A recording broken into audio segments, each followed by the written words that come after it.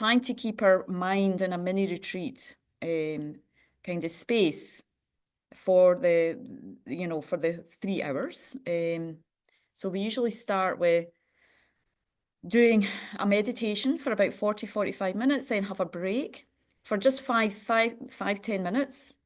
And then we have another just pee break. And then we'll do another meditation for about the same length of time. And then we have about 15 minutes break. And then we come back and do a little bit Q&A or just sharing whatever comes up. And then we'll do one last meditation. So that's kind of how I usually do the practice day, like that.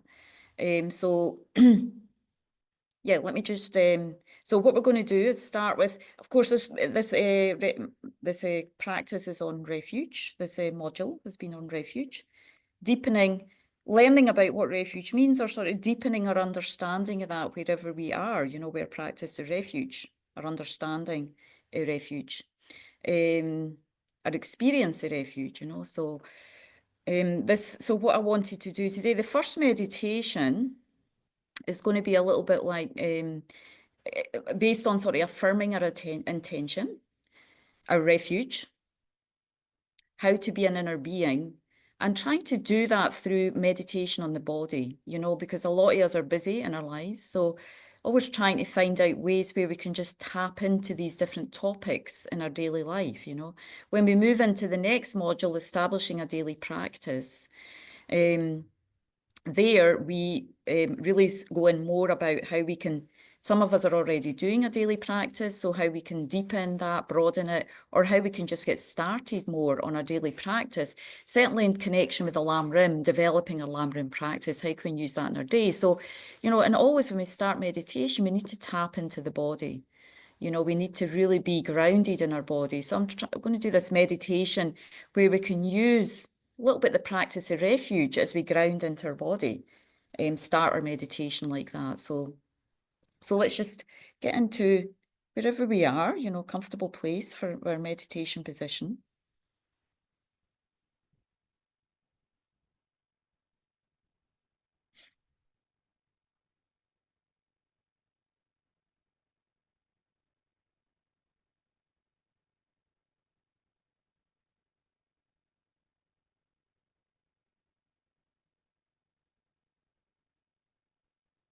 Taking a moment just to really clarify, connect with what your initial intention, first thought, first feeling is for coming here.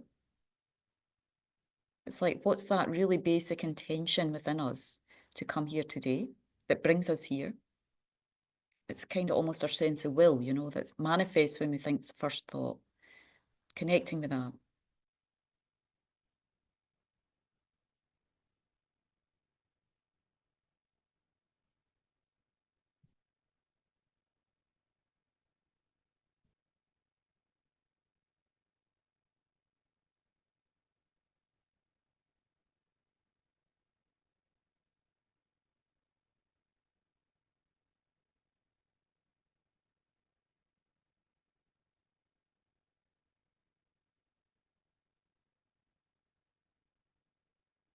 So meditation is all about kind of deepening and broadening that process of deepening our intention, our will, and broadening that, directing it towards all beings.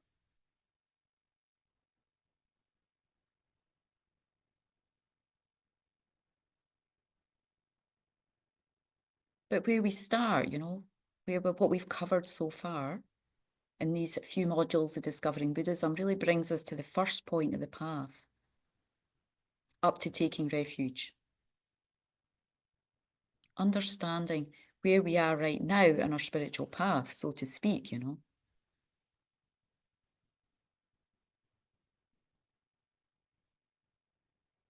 So we touched on the 8 worldly concerns in these classes, the 8 worldly dharmas. So as long as we take refuge in the 8 worldly dharmas, our life just centers around food, clothing, shelter, finding a sense of comfort whether it's emotionally, physically, materially. That alone, if we just do that alone, our spiritual path's pretty much blocked.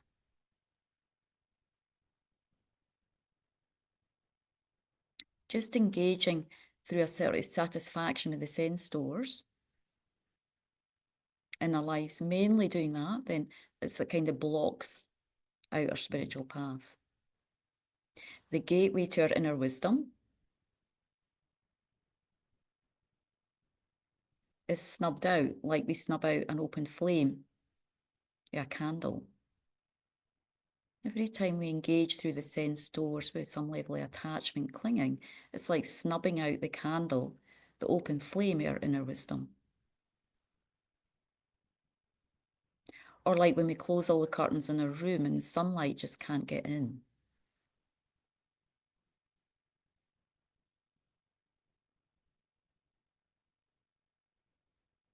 But as soon as we make this determination to just sit on our cushion, on our chair, to engage our mental consciousness, our mind, our heart, virtuously, through inner reflection and meditation, we start to give our inner wisdom, that wisdom, a little space to breathe. An opportunity for light to enter into the room, the spaciousness of our consciousness. So that's wonderful, just sitting. Just that first thought, I'm going to sit, be with myself, disengage for the senses. That intention to be there on the cushion, to develop ourselves. That first thought we had today, to work on the mind, to make our lives better. That's the opening or gateway of allowing our wisdom to function.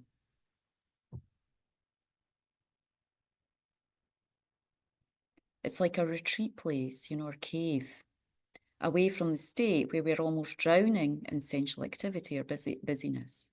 We take a holiday from that when we sit on the cushion. Even if it's temporarily, even if it's for a few minutes in the day, it's like in that moment, we're in retreat. In that moment, we become an inner being. Just like the meditators who go up in the mountains to avoid distraction, to go to the caves. We avoid the concerns of this life. We disengage for the 8 worldly dharmas. When we make that intention to sit in our cushion and open our wisdom, connect with our wisdom. Or we can think today, this meditation retreat's like our virtual cave. Virtual, We're in a cave together or individually. And right now in this virtual cave, we're protecting ourselves for the 8 worldly concerns, the comforts, this kind of clinging, attaching mind to sensory pleasures, whether through sound, sight, touch, smell. We're focused on the inner consciousness.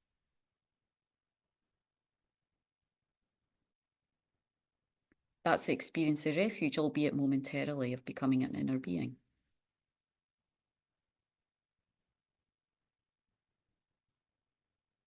So we can connect with that motivation, that practice of kind of renouncing. We hear this word renunciation.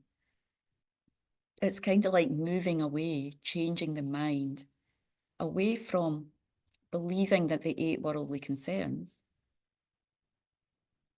are our only refuge, and taking a deeper conviction in the light of our inner wisdom. And we can just do this through the body to start with.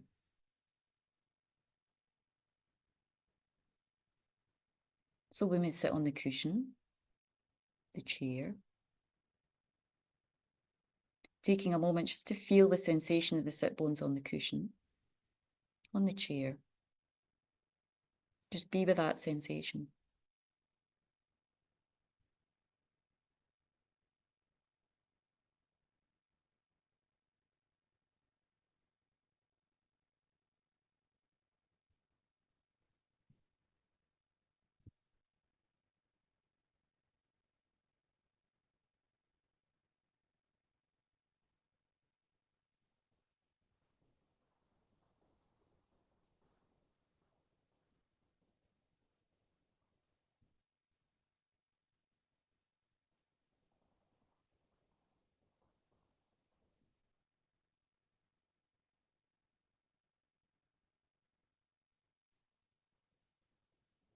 And by sitting here, we could think, may I develop my mind in the path? May I turn my mind away from taking solace in momentary pleasures that kind of deceive or cheat me into feeling that they bring true happiness.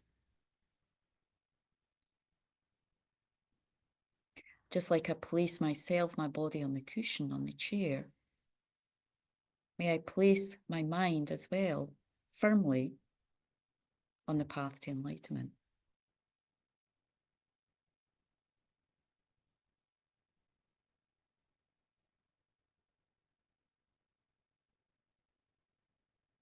Just like our sit bones connect with the sensation on the chair, trying to allow your mind to connect with that motivation. I also place my mind on the path to enlightenment.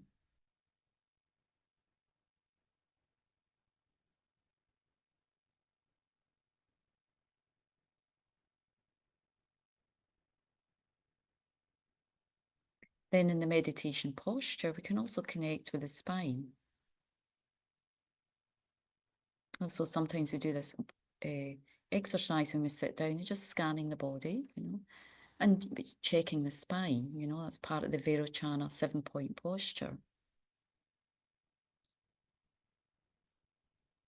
Bringing our spine upright. Our spine is like our pillar to support, really supports the main body of the meditation.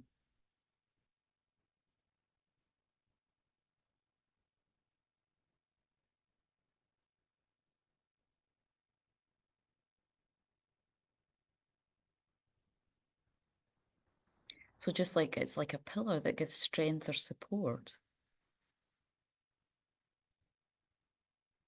You can think might always be supported by the Buddha, Dharma and Sangha.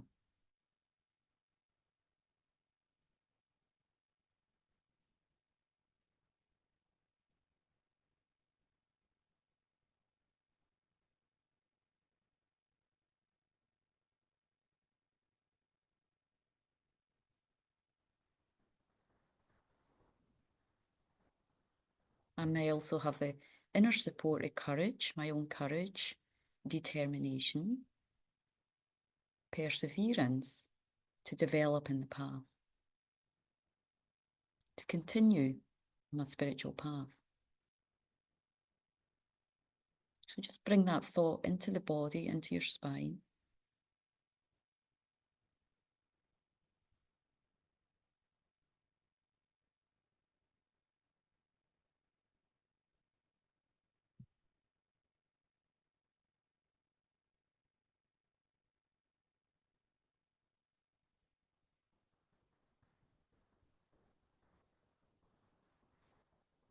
And when we check the body, we also, part of the posture, 7-point posture, is placing our hands in the mudra, meditation mudra, on the lap. So the right hand is supported by the left hand and the two thumbs are touching, cupped, and then the two thumbs touching. Remembering the left side, embodies wisdom. So just think your left hand, left side of the body has this kind of sprouting quality of wisdom, it sprouts from there.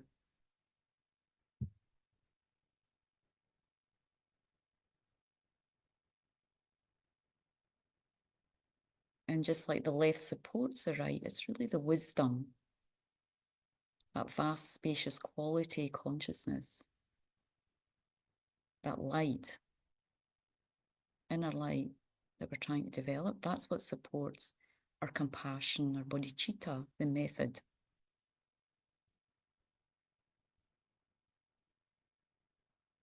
When we unravel our own confusion,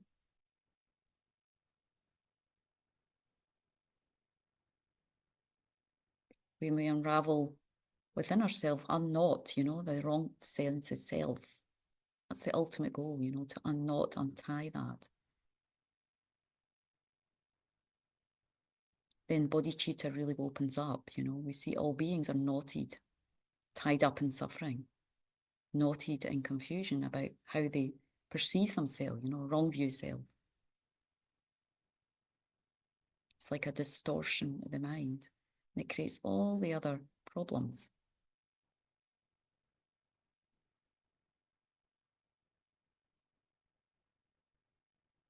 So we think about with the hand, left hand is the wisdom. May I develop my wisdom, unknotting my samsara. And may that wisdom, my own wisdom, support me in all beings on the path to enlightenment, the right side, bodhicitta.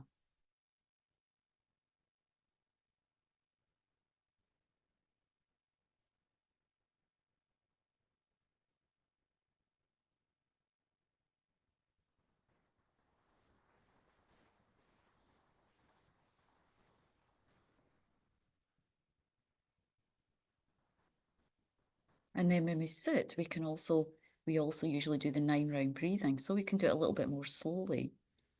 Again, each of these exercises just affirming a refuge and commitment through the body, using the scanning of the body, the placement of the body to motivate, to bring these thoughts into the body and mind more deeply.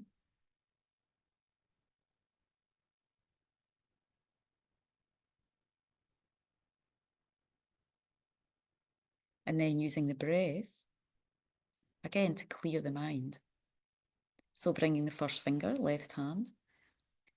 As we inhale through the left, just slowly inhaling. So we're going to inhale wisdom here. The light of wisdom, all the Buddhas and Bodhisattvas. Long, slow, deep breath.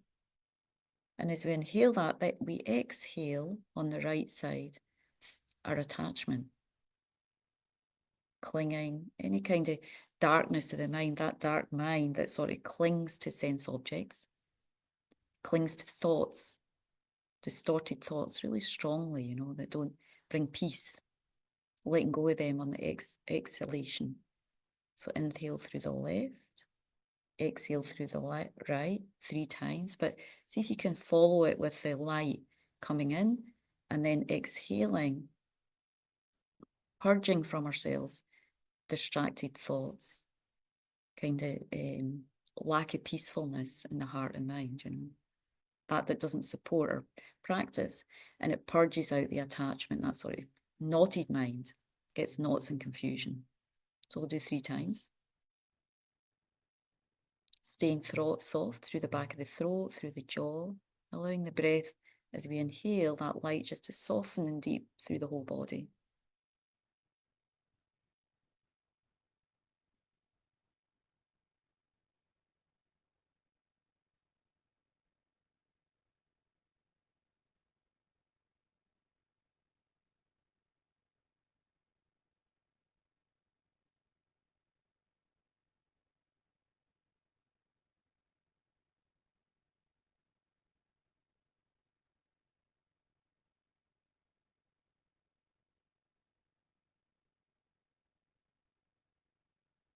And before we go on the other side, just think, may I in all beings be free of attachment.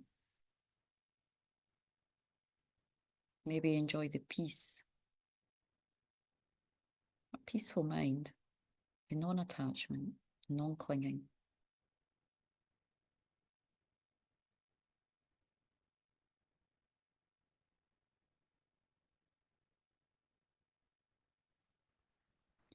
Then we go on to the opposite side. So we inhale again, light.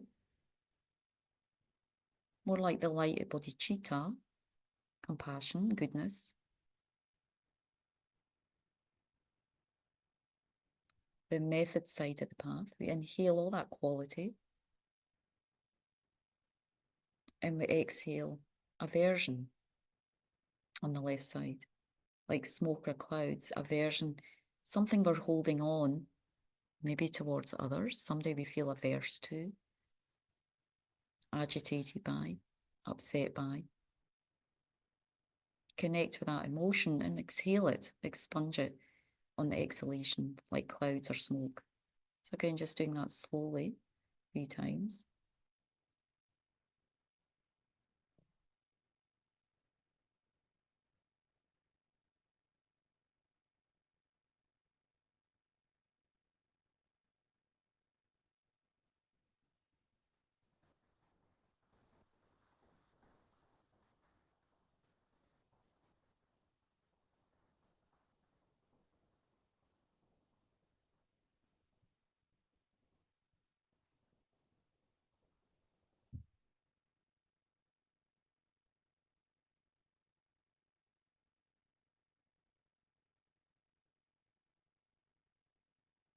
And again, before we go on to the last part, just affirming, may I and all beings be free of aversion,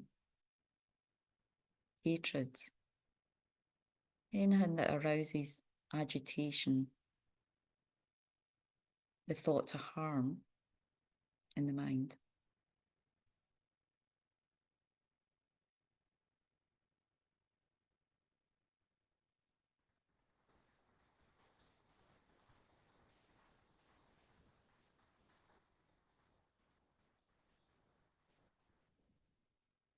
And as we do the third round, inhaling through both nostrils, inhaling method and wisdom, the unification of bodhicitta and emptiness, that energy, however it feels to you, inhaling that bright luminous light,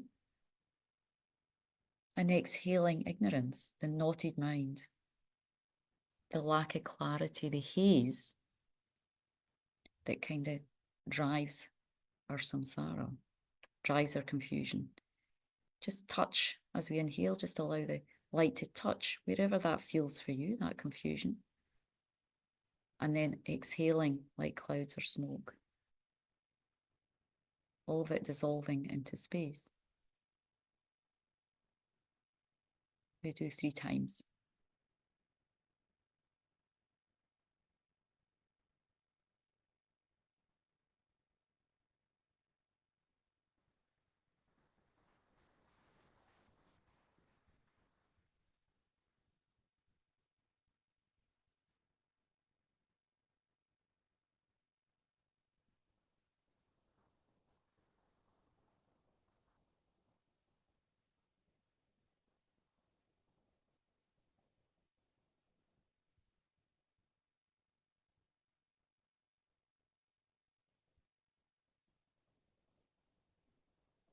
And just taking a moment to see if we feel a little bit more grounded in our body, a bit more clarity in the mind.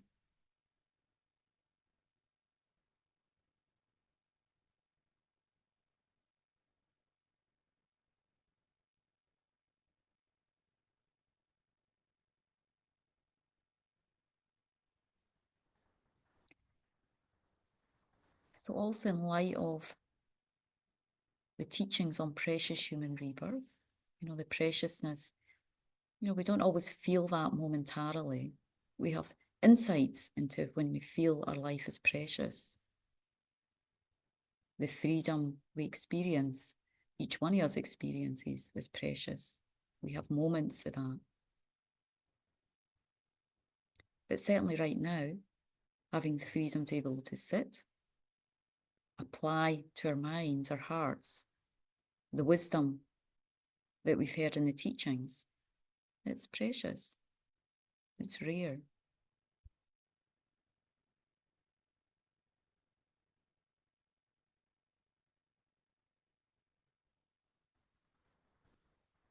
It's way beyond what we can achieve or experience for any material object. Once we apply the preciousness of the teachings to our mind, it carries us throughout future lives.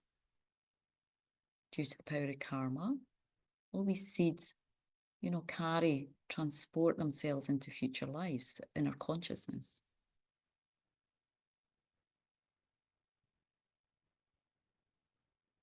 The beauty of our mind, our heart, is that we can carry and hold our goodness. It's like depositing money in a savings account that brings interest. Karma has this character increasing. So every time, no, albeit very small, albeit we don't have much time in the day, but when we do sit, we generate positive thoughts. We reflect on the teachings of the Buddha. That karma accumulates in the mind, it increases.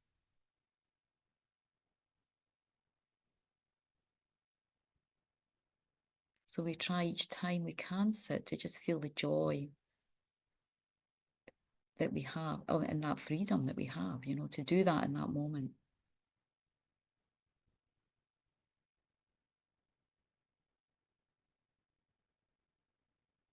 Resultant refuge that we discussed in class, it's our kind of conviction in that process our faith in the continuity consciousness, our experience of that,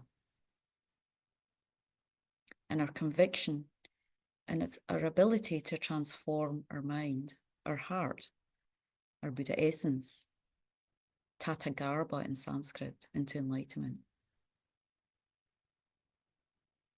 That's what resultant refuge is, feeling that that's possible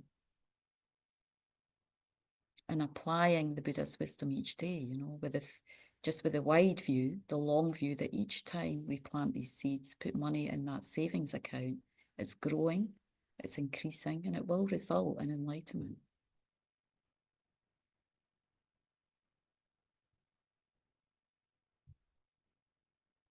So just taking a moment to just really feel right now, how much what level of conviction, faith, do we have in that process right now?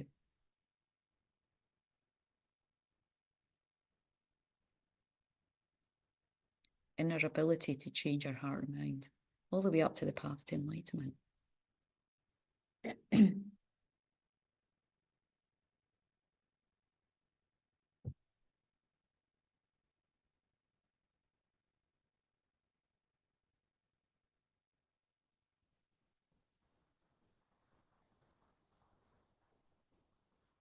So that's resultant refuge.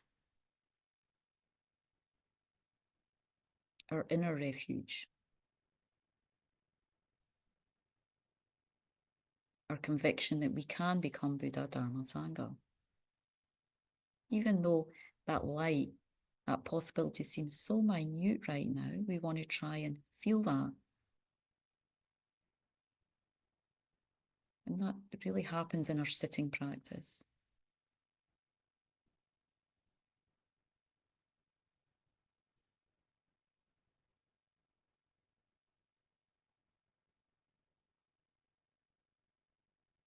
Our resultant refuge grows, that much more we take refuge, we practice causal refuge,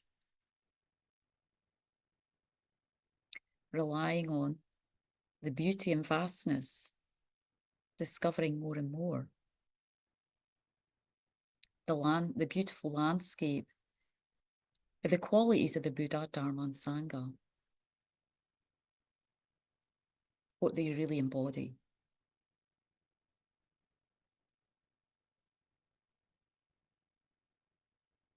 So when our kind of aspiration to develop their qualities grow, that much more our resultant refuge grows, and vice versa. They support each other.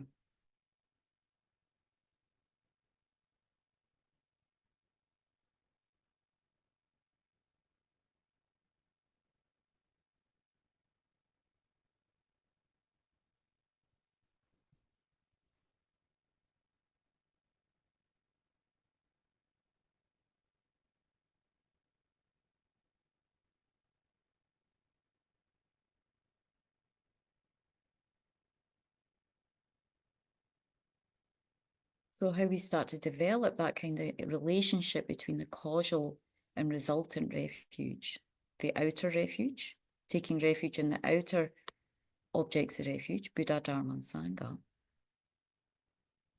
to nurture and feed our confidence in our resultant refuge, us becoming Buddha, Dharma and Sangha. It's through this practice, refuge practice. Reciting and contemplating the qualities of the Guru, Buddha, Dharma, Sangha.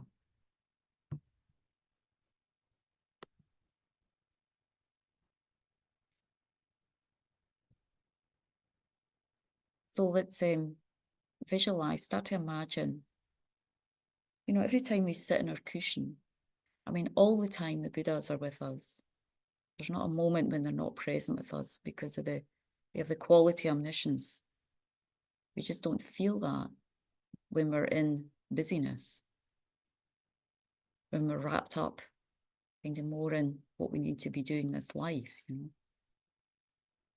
But when we create a space in our lives, in our house, in our room, or in our cushion, and more importantly in our minds, we start to feel that presence of the Buddhas there, especially the deeper our practice of refuge becomes.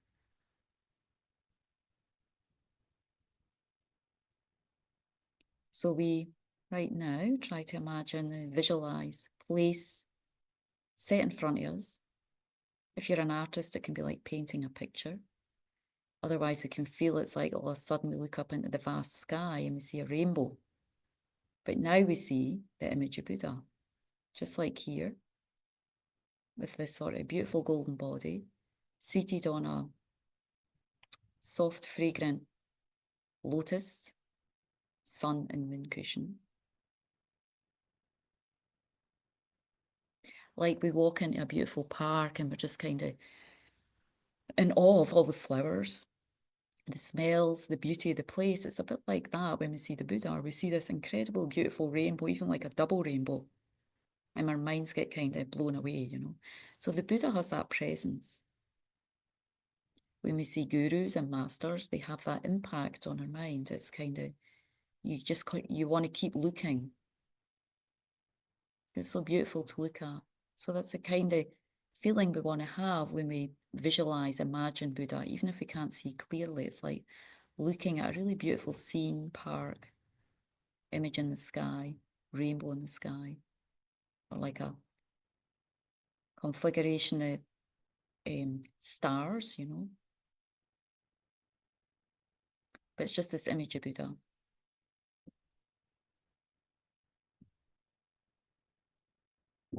Very transparent. So there's no concrete nature to the body, but it's very alive and vibrant. And he has this kind of really beautiful, embracing smile of me. We feel like the sun embraces us, you know, especially after we haven't seen sunlight for a long time and then the sun comes out. It's like that, you know, we just feel embraced by the warmth of the sun, the glow.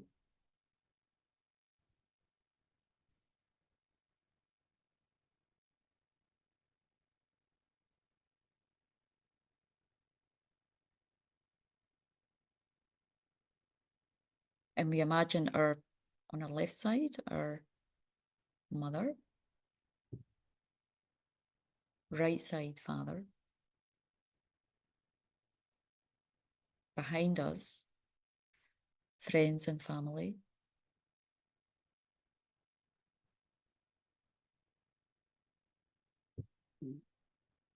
In front of us are people that we find a little bit challenging or distant. Even we know them, but we feel a distance, not feeling a closeness, embracing of them, you know. So we place them there,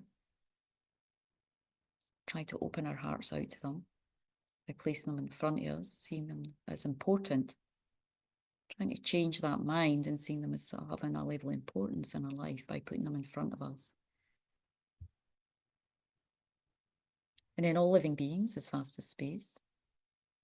So this sense that we're all taking refuge together in the outer Buddha, Dharma, Sangha, and also in our resultant refuge, you know, that Buddha mind, that Tathagarbha essence that we're trying to grow and develop from being just maybe a seedling right now. But we want it to pop up. We're nourishing it with the blessings of the Buddha. So it starts to pop out through the earth, you know, and starts to slowly grow. That's what these praxis do. They nurture, they moisten the earth so the seedling, you know, starts to grow. They bring light. So that seedling in our mind starts to become a little bit stronger, you know, sprout up.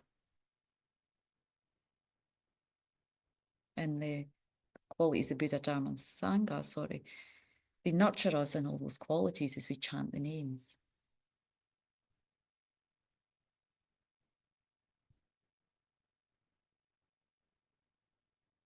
So we feel like myself, all beings, we're all in this sort of darkness right now.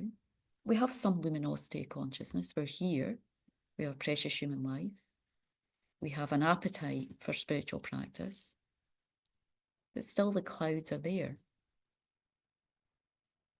We're still kind of like a seedling, you know, trying to sprout up into the above the earth, take root. We want really the quality Buddha, Dharma and Sangha, and that inner conviction to take root in our mind, our daily practice to take root in our being, like just becoming a really strong habit.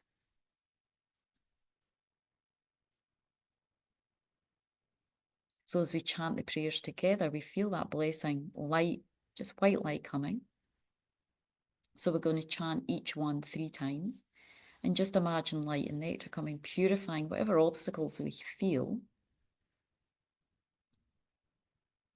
So the first 3 recitations in Namo Guru Bhya, we have white light coming, cleansing our obstacles to that, achieving that quality of Guru Bhya, the Guru.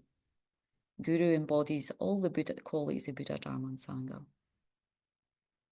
And then the next 3 recitations, we vision sort of yellow gold light coming, and we receive all the qualities, whatever that is for you right now, the Guru.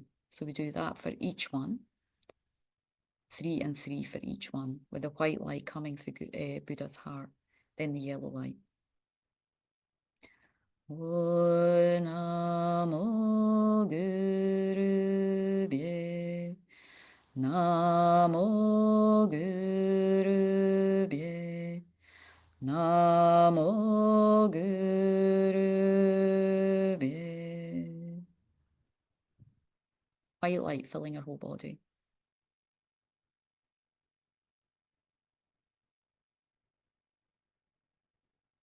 Cleansing our obstacles. Bringing light, purification. Then yellow light, filling up with the qualities of the Guru, like His Holiness, Lama Zopa Rinpoche, whatever they embody for you, we receive that quality because they embody the Buddhas, you know, there's no separation. Namo Guru Bhye, Namo Guru Bhye, Namo Guru Bhye.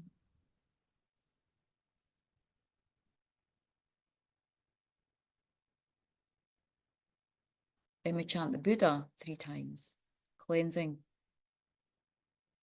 light again 3 times, white light 3 times, yellow light, all the quality, everything that sort of blocks us for achieving the qualities of the Buddha, sickness, disease, harm, maybe laziness, you know, maybe our anger, attachment, whatever we feel the strongest delusion, we just cleanse that, and then we receive on the second 3 the yellow light.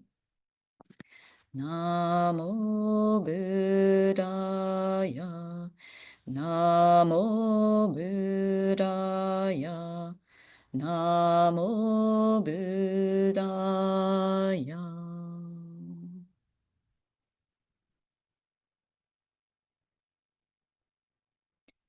Namo Buddhaya, Namo Buddhaya, Namo Buddhaya.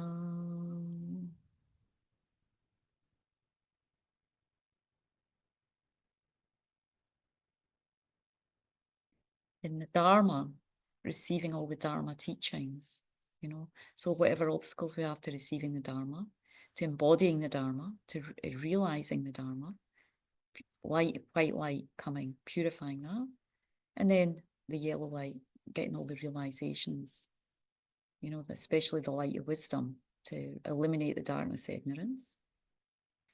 Namo Dharmaya, Namo Dharmaya, Namo Dharmaya.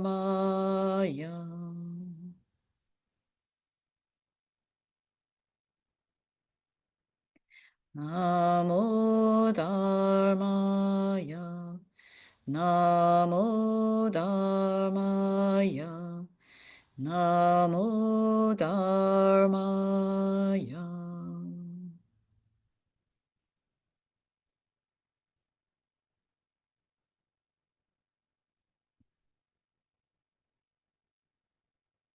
In the Sangha, embodying all the vows, that we hold, all the practice of morality. So whatever obstacles we have to practicing morality, not harming others with our body, speech, and our mind. And then receiving all the qualities of pure morality, that the Sangha embody. Namo Sangaya, Namo Sangaya, Namo Sangaya.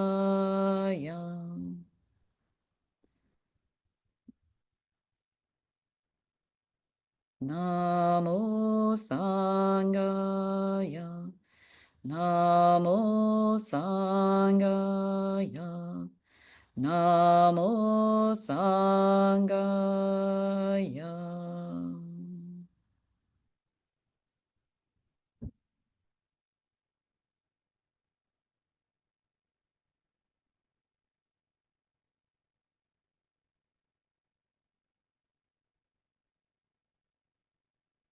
And then we just finish by reciting each one time, just feeling that we receive the qualities of the Buddha, Dharma, and Sangha. Guru, Buddha, Dharma, and Sangha. Namo Guru Bhe, Namo Buddhaya, Namo Dharmaya, Namo Sangaya.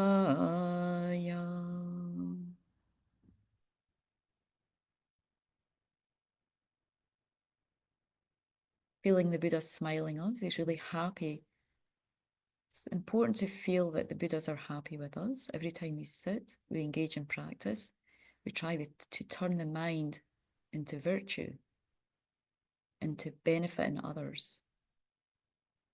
Feel that pleases, it's always pleasing for the Buddhas, so we try to feel that smile, that warmness, the smile of the Buddha's compassion on us, and carrying that as we go into our break, just trying to hold that, keeping that virtual cave-like mind right now, that space of retreat. And we'll have a 10-minute break, come back at 11:25.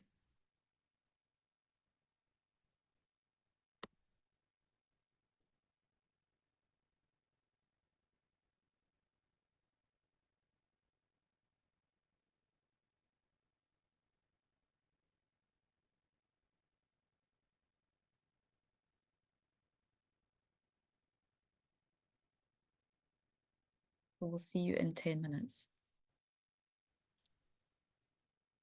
Okay, so are we back? There we go. We're all back. We're all getting back. Good. So I'm going to share the screen again with the practice.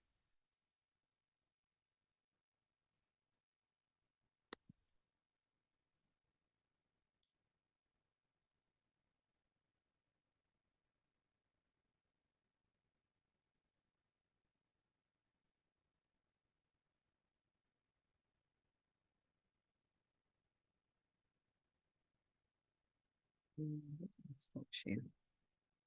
I'm sorry. Do it again. And here. Right.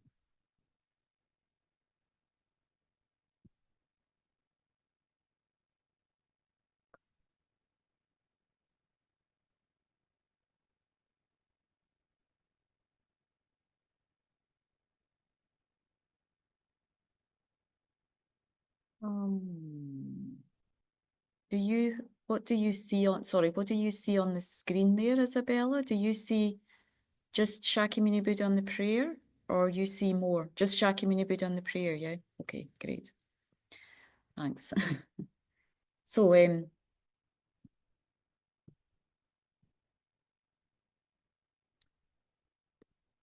welcome back.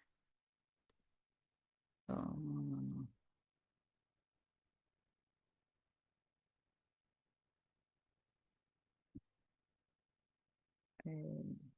Sorry, I have to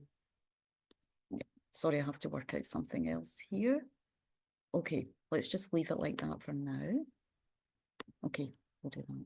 Sorry. Okay, so let's say go back into our meditation. Back into the body. So again, when we do this practice, we need to do that when we sit down, just checking in with the body. As we were doing in the last meditation, we can use that as like almost like a practice of refuge, you know, awakening up our refuge, our inner refuge. So by scanning the body, you know, and just connecting in with the spine, you know, that's the most important part. Almost our meditation. I mean, all the points of the body are important to support the mind, you know, the body is the support for the mind. But especially the spine is, you know. So when we check in with the spine, we can also make an affirmation, you know, may I have this sort of courage. Just like the spine supports us, you know, may I have this strength in mind to develop in the path for myself and all beings. May I be supported by Buddha, Dharma and Sangha in this and all future lives. May they be my source of support and inspiration.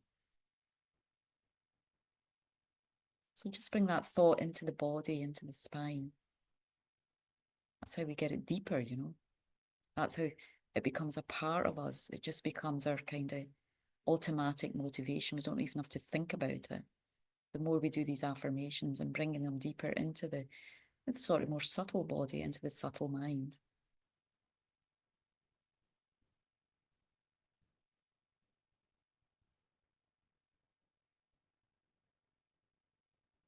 As we sit and feel the sit bones on the cushion, settle ourselves into the cushion.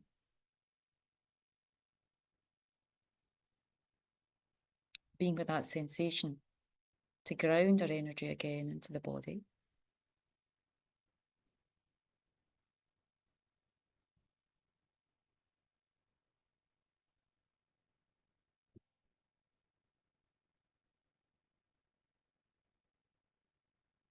We can maybe affirm, you know, may I achieve the heart enlightenment.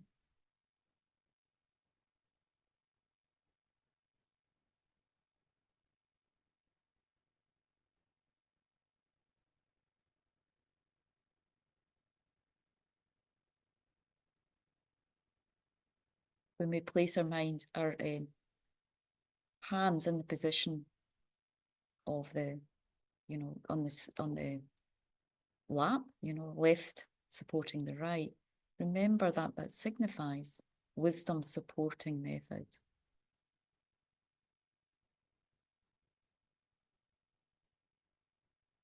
When we have the wisdom emptiness, when we've awakened that, when that becomes our own, then we can really benefit others. Right side, you know, method, bodhicitta.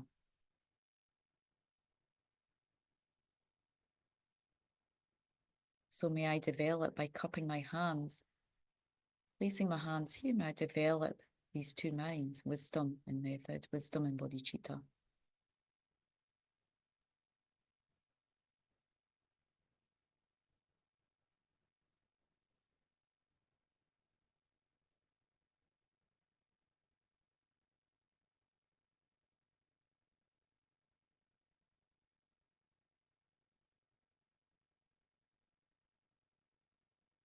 And to further kind of sweep away the obstacles in our practice, we can do the 9 round again, you know.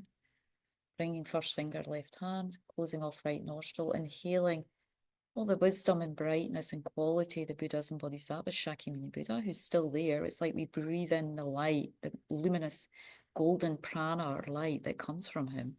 Breathe that in, bring it down all the way softly through the back of the throat, all the way down through the stomach area, softening our whole body, just blessing everything inside, outside, all the layers of consciousness. Get touched by the light, the luminosity, his wisdom. And when they exhale, attachment energy, tightness that we find in our mind at times, you know, we'll let that go. So we do 3 times, inhaling the light, exhaling that tightness, those knots that trouble us.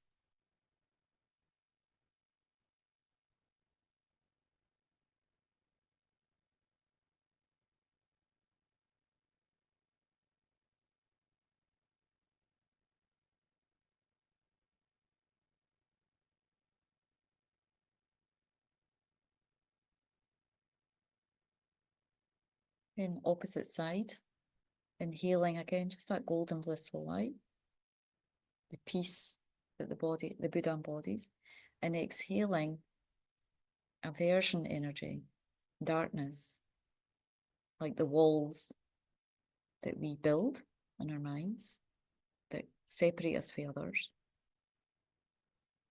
We exhale them, allowing the light to touch them as we inhale. They like disintegrate and then just get exhaled through the breath. So it's the wind supports these minds, as well. They support each other. So it's like when we breathe out, all the wind that supports anger gets dispelled from us, so there's no more left, supporting wind to support that mind of anger or aversion. So we do 3 times.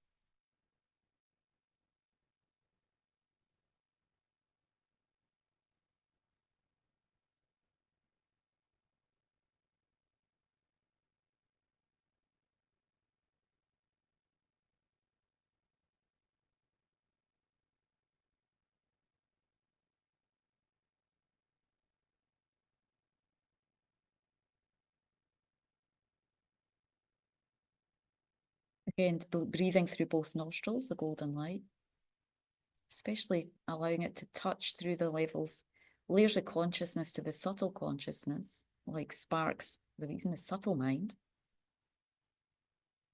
and exhaling ignorance, like those curtains that block out the sunlight. We'll let them go. Those walls, covers that block out the sunlight or wisdom. We exhale on the out breath 3 times.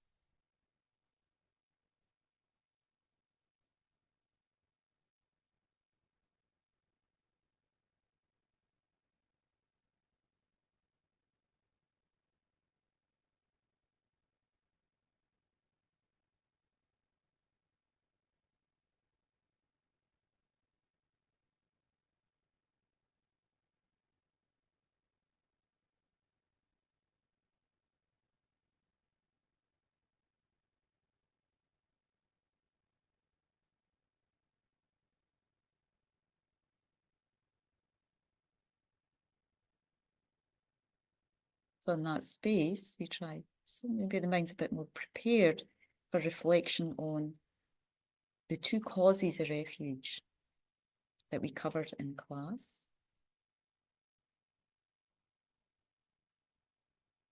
Just going over them a little bit more in a reflective space.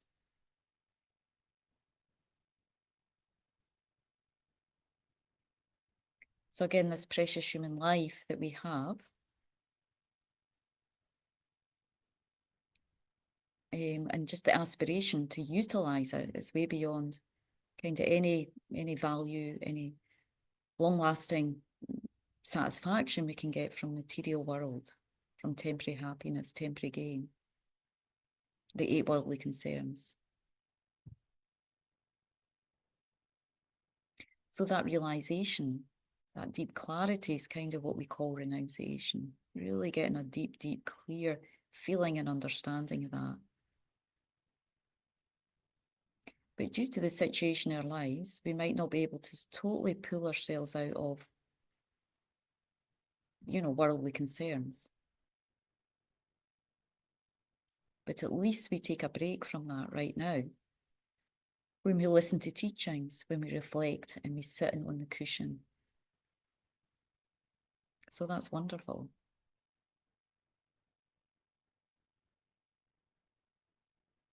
We take a break from that life when we take refuge in the holy beings, the teachings, and the guides who are beyond that. Every time we take refuge, we reach out with our mind and sort of draw in the blessings of the Buddha, Dharma and Sangha. In that moment, we're freeing ourselves from samsara, from cyclic existence.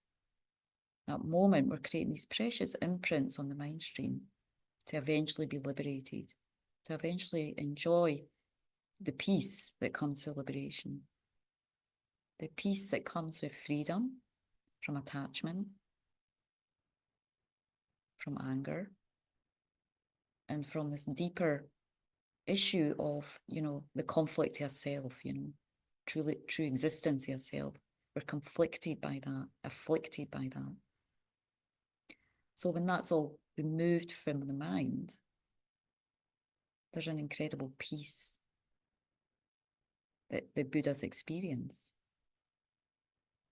So when we recite Buddha, Dharma, Sangha prayer, we're connecting with that peace, that joy.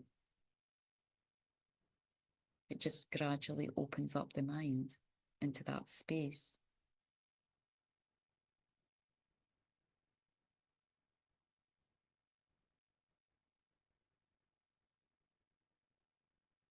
So now we're going to again do this practice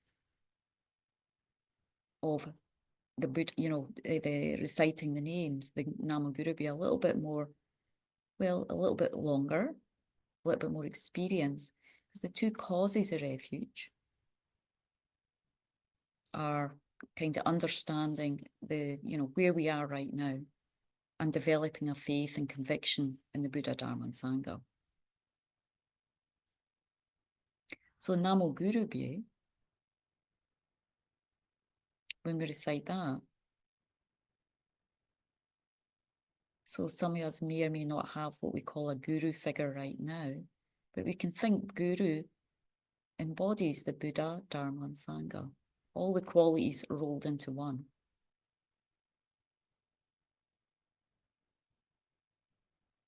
Or the guru embodies these incredible teachers like Lama Zopa Rinpoche, Lama Yeshe, His Holiness the Dalai Lama. Any teacher you feel that connection with, that deeper connection with, we can feel that they're embodied in the Buddha right now. So again, just affirming, placing again, connecting again with our visualization of Buddha, seated on this lotus, about a body length away, just surrounded by vast, vast sky. The sky goes beyond where our consciousness goes, like the sky covers. There's nowhere we can't see sky. If we walk across this planet, this earth, there's always sky. So like that, Buddha's mind is like the sky. Because the wisdom pervades all phenomena, all pervasive. And from that, he manifests in this form like a Buddha with a golden body that we can identify with. We can't see omniscient mind. Only the Buddhas see that. But we can relate to this kind of aspect, at least looking human, but having this kind of golden body. Each pore, embedded in each pore is wisdom. Embedded in each pore is bodhicitta, compassion.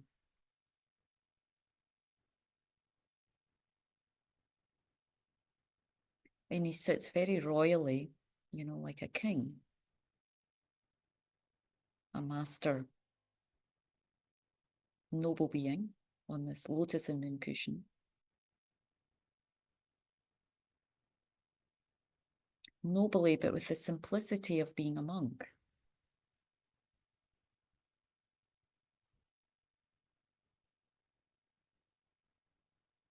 Kind of robed or dressed in the saffron robes of a monk, robed in pure morality.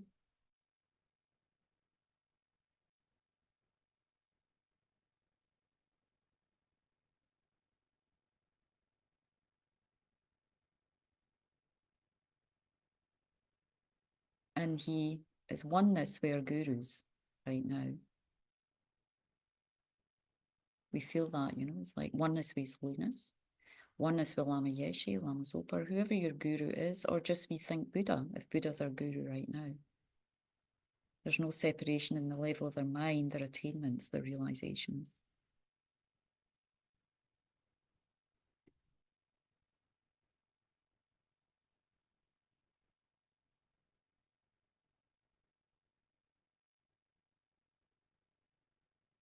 So again, here we recite Namo Guru Bye,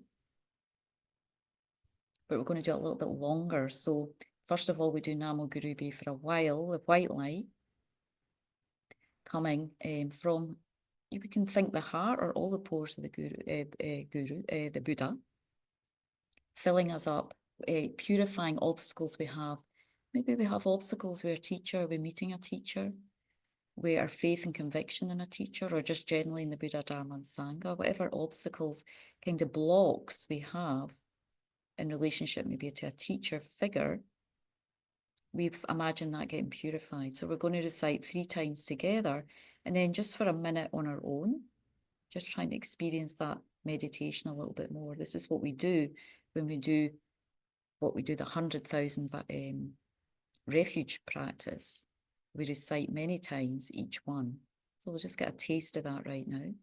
So we do Namo Guru Bye 3 times together, and just for about 30 seconds on our own, just that nectar and light just cleansing us of obstacles with maybe spiritual teacher, with the gurus, with meeting one, connecting with one, having a faith, or understanding the words, whatever. We just feel that's completely cleansed. Namo Guru Bye, Namo Guru Bye, Namo Guru Bye, Namo Guru Bye, Namo Guru Bye, Namo Guru Bye, Namo Guru Bye, Namo Guru Bye, Namo Guru Bye, Namo Guru Bye, Namo Guru Bye, Namo Guru Bye, Namo Guru Bye, Namo Guru Bye, Namo Guru Bye, Namo Guru Bye, Namo Guru Bye, Namo Guru Bye, Namo Guru Bye, Namo Guru Bye. Feel all obstacles completely cleansed with the white light. You feel clear, clear, like an empty vase or crystal. Then we do what we call the increasing qualities visualization. Now that we're cleaned out obstacles with the Guru, Buddha, Dharma, Sangha, we fill up with the qualities of the Guru, the qualities of like their enlightened speech, their kindness, enlightened speech that has the power to reach many, many beings, touch their hearts, open their mind to Dharma. His Holiness has this ability to reach so many, many, many beings on different levels, different traditions. That's the power of speech. Also their kindness, we remember, in bringing us the Dharma, being here in this world. Lama Zopa Rinpoche, day and night, not sleeping, so we could have so many centers, enjoy so many centers, meet each other, support and practice together. So comes with a great kindness for these teachers. So we receive their qualities when we recite Namo Guru Bye. We like it. So this empty vase that we feel now, this clean place that we've created through the purification, gets filled up with this sort of yellow light streaming for the Buddha, filling up all the qualities of the Guru. Namo Guru Bye, Namo Guru Bye, Namo Guru Bye, Namo Guru Bye, Namo Guru Bye, Namo Guru Bye, Namo Guru Bye, Namo Guru Bye, Namo Guru Bye, Namo Guru Bye, Namo Guru Bye, Namo Guru Bye, Namo Guru Bye, Namo Guru Bye, Namo Guru Bye, Namo Guru Bye, Namo Guru Bye, Namo Guru Bye, Namo Guru Bye, Namo Guru Bye. So we fill like the vase, our whole being gets filled with yellow golden light, all the qualities of the Guru, from head to toe or toe to head.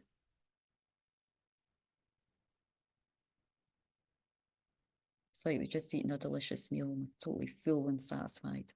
That kind of feeling, but it's all light and luminous. All the pores filled up.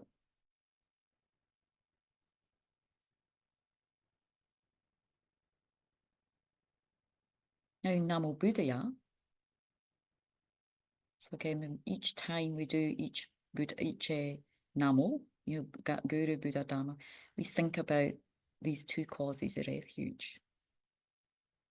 So one of the causes of, this kind of fear, the first cause of refuge in terms of the fear from our side is generating a fear, or at least maybe for better for Westerners, an awareness that our consciousness, because we're still troubled, we're in these troubling waters of samsara, troubled waters of confusion, not seeing how we exist, We're not in the vastness of the depth of the water, we're on the waves, We're in this troubled place, getting thrown about by our karma and our delusion.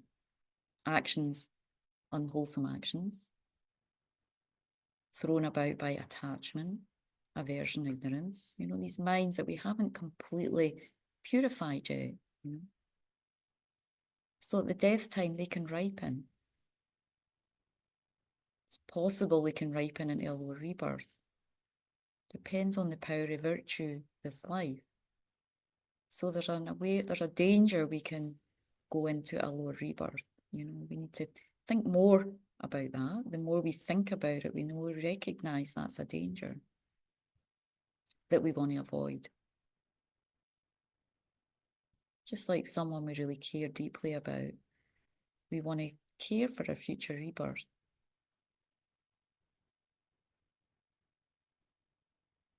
Once we care for our own future rebirth, we'll care about others.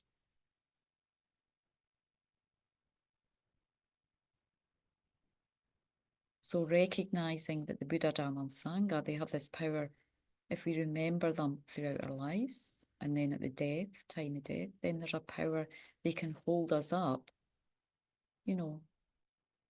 safely carry us across the bardo to a good future rebirth. They have that power. The Buddha has this power.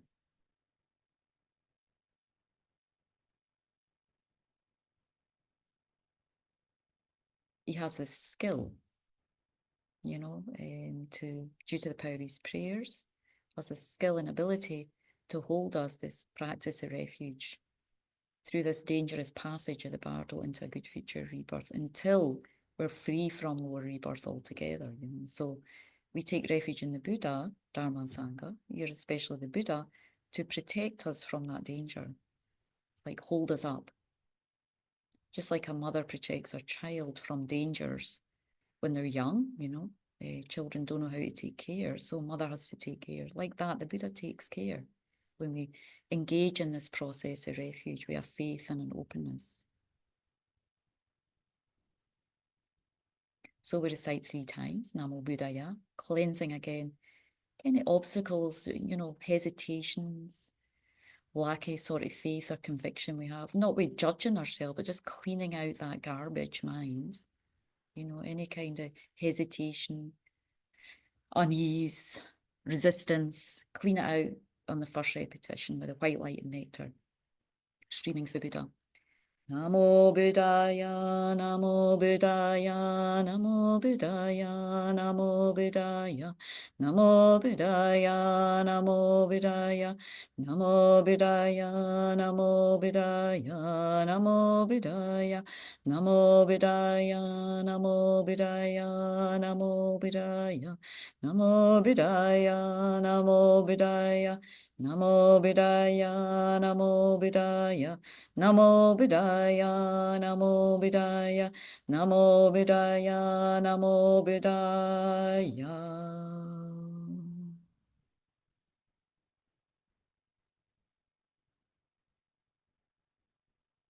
So again, on a cellular level, completely washed out, like again, washing the cloth, washing our mind from obstacles with the Buddha.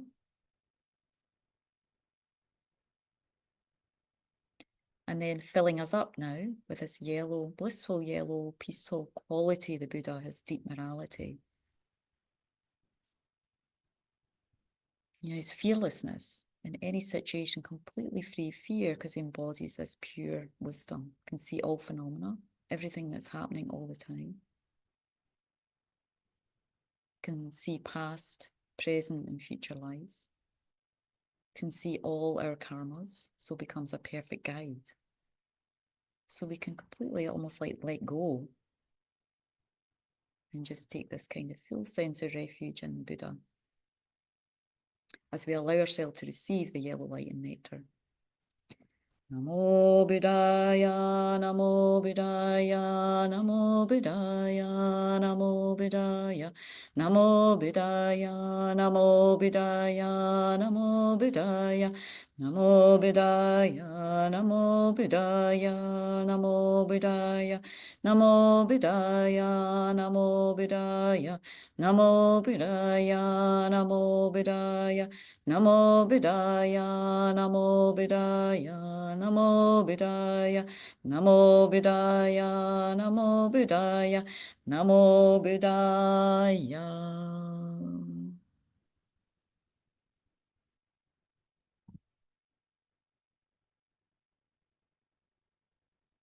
So it's a bit like we cleaned the cloth, all the stains came out with the obstacles for the Buddha. And then we kind of put a dye there, you know, dyed it yellow. So like the cloth of our mind becomes absorbed in this deep yellow colour, this increasing quality of the Buddha's holy mind, this golden, rich mind of the Buddha, wisdom, bodhicitta, pure love.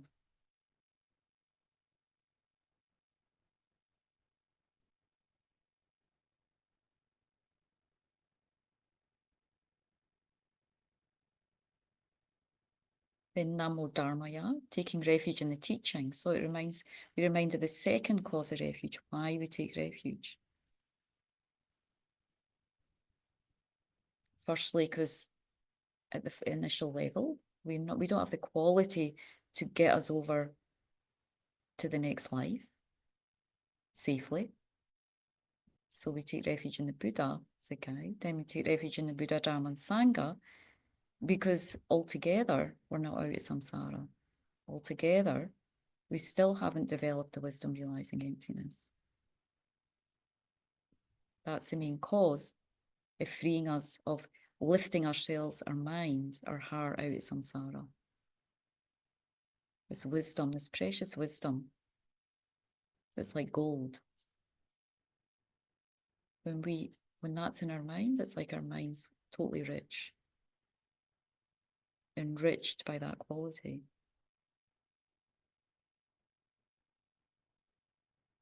So we take refuge in the Buddha, Dharma and Sangha, particularly the Dharma, you know, to develop that special mind, that precious mind.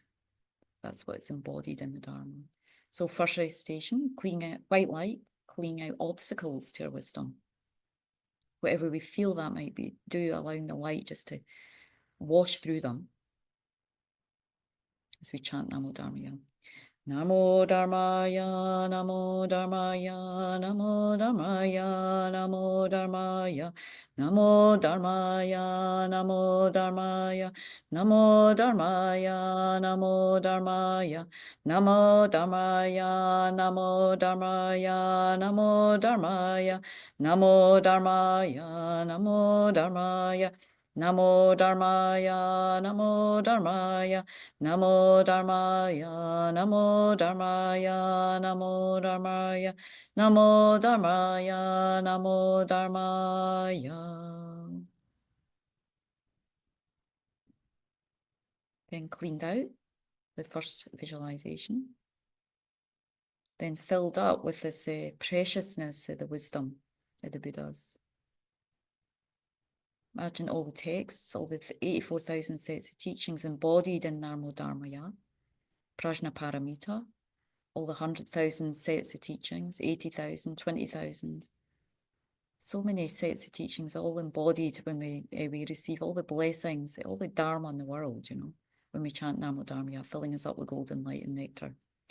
Namo Dharmaya, Namo Dharmaya, Namo Dharmaya, Namo Dharmaya, Namo Dharmaya, Namo Dharmaya, Namo Dharmaya, Namo Dharmaya, Namo Dharmaya, Namo Dharmaya, Namo Dharmaya, Namo Dharmaya, Namo Dharmaya, Namo Dharmaya, Namo Dharmaya, Namo Dharmaya.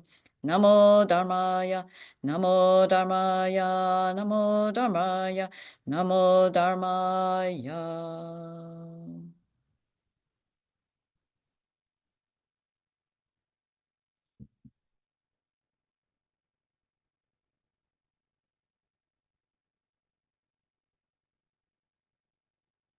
So like when we drink a really delicious tea, something we really enjoy, we feel this kind of satisfaction in that moment. We feel like we're filled up, with this nectar of the Dharma and this deep satisfaction that comes when we realize emptiness. Mind's completely satisfied. You just try to feel that in that moment from this golden light and nectar.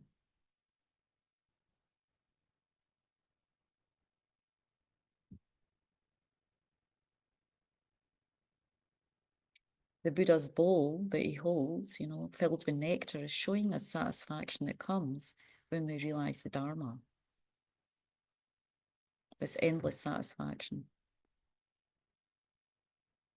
So that's showing that in that bowl that he holds. Nectar, it has that connotation, it's deeply satisfying.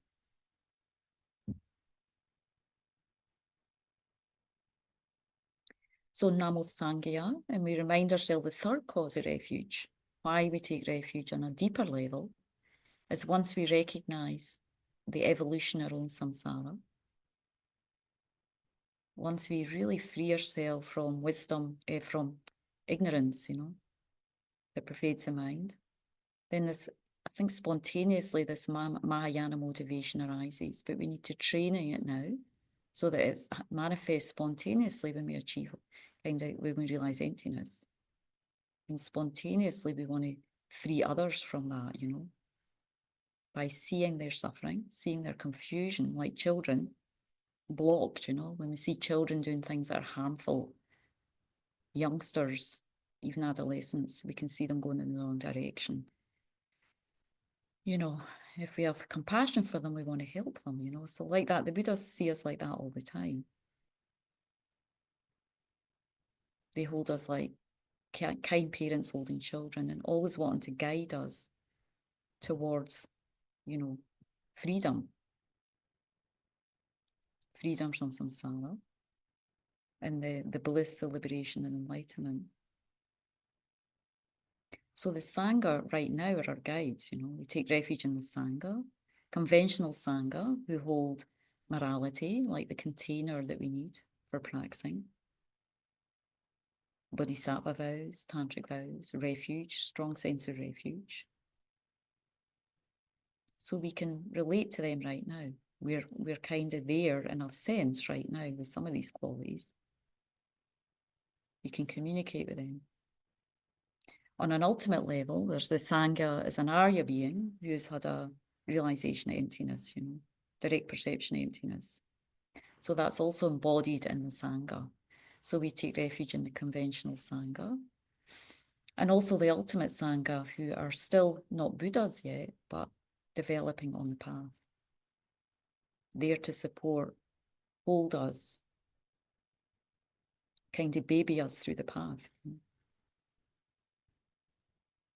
First of all, purify any obstacles with the Sangha. Namo Sangaya, Namo Sangaya, Namo Sangaya, Namo Sangaya, Namo Sangaya, Namo Sangaya, Namo Sangaya, Namo Sangaya, Namo Sangaya, Namo Sangaya, Namo Sangaya, Namo Sangaya, Namo Sangaya, Namo Sangaya, Namo Sangaya, Namo Sangaya. So whatever obstacles we have with the Sangha, whether conventional or ultimate, just feeling like they're cleaned out. that wrong view we have is removed for the mind. And then we recite Namo Sangha with the golden light, filling up with this, the great courage of the Sangha to keep going on the path. We need that courage, the joyous effort, the morality, that container. We all need this container of morality. So the kind of strength of morality that they have, strength of conviction and determination, filling that up with golden light. Namo Sangaya, Namo Sangaya, Namo Sangaya, Namo Sangaya, Namo Sangaya, Namo Sangaya, Namo Sangaya, Namo Sangaya, Namo Sangaya, Namo Sangaya, Namo Sangaya, Namo Sangaya, Namo Sangaya, Namo Sangaya, Namo Sangaya, Namo Sangaya.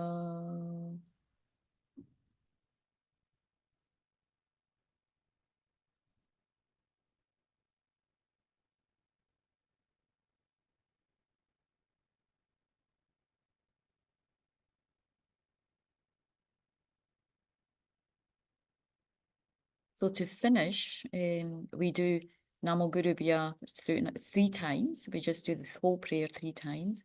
Again, just feeling we're receiving Buddha, again, the blessings of Guru, Buddha, Dharma, Sangha, just really grounding the light energy, the qualities into our body, speech and mind, as we recite one last time, 3 times together.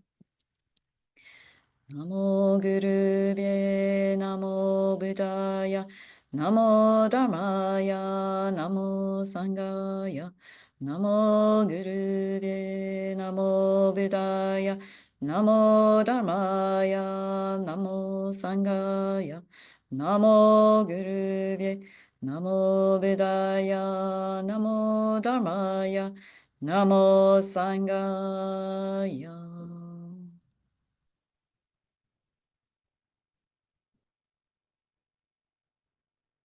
And then just sitting for a moment, seeing if you can feel the blessing, the stillness, the peacefulness of those qualities entering into your heart and mind.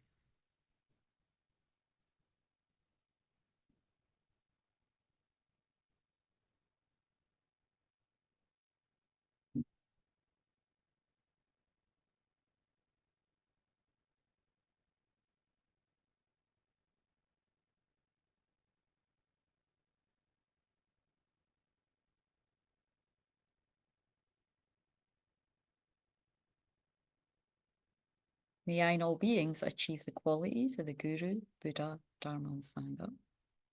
May each one of us ripen these qualities in our heart and mind, and always be nourished and guided by the qualities of the Guru, Buddha, Dharma and Sangha.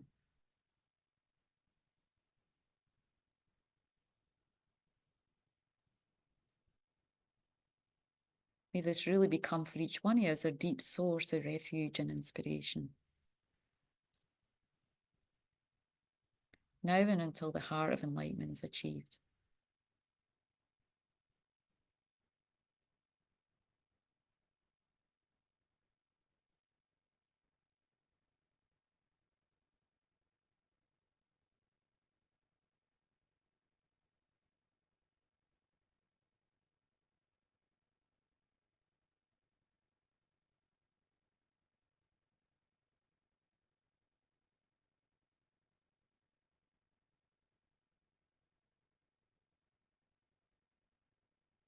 So we're going to take another break, and we'll finish that meditation in the last part of the session today. So I'm not doing dedications now because we're going to finish it, go through the rest of it and finish it. Sorry, I didn't get the slide up properly, but hopefully you saw Namo Guru Buddha Dharma Sangha. There wasn't too much more to see. So it's 15 minutes, okay, for a break? Anyone need longer? No, we're okay. So we will come back. So now it's 12:10. We'll come back at 12:25. And if you have any questions, comments, we'll do a little bit discussion when we come back. And then we'll finish off the meditation on sort of how we do the refuge practice. What we're trying to do is just give you an idea of how you do this practice of refuge, whether it's even just you can have 10 minutes in the day, 20 minutes in the day, however long you've got. We're trying to just kind of get a sense of what the refuge practice looks like, or maybe for some of you, just a reminder, or maybe a little bit deepening of that. So we will take 12:25, and then we'll have a little bit discussion, and then we'll finish with about half an hour of meditation again. Anybody got any questions? Right, anything particular right now that's they need to know? Okay, so let's see. We'll see you in 12:25. Thank you.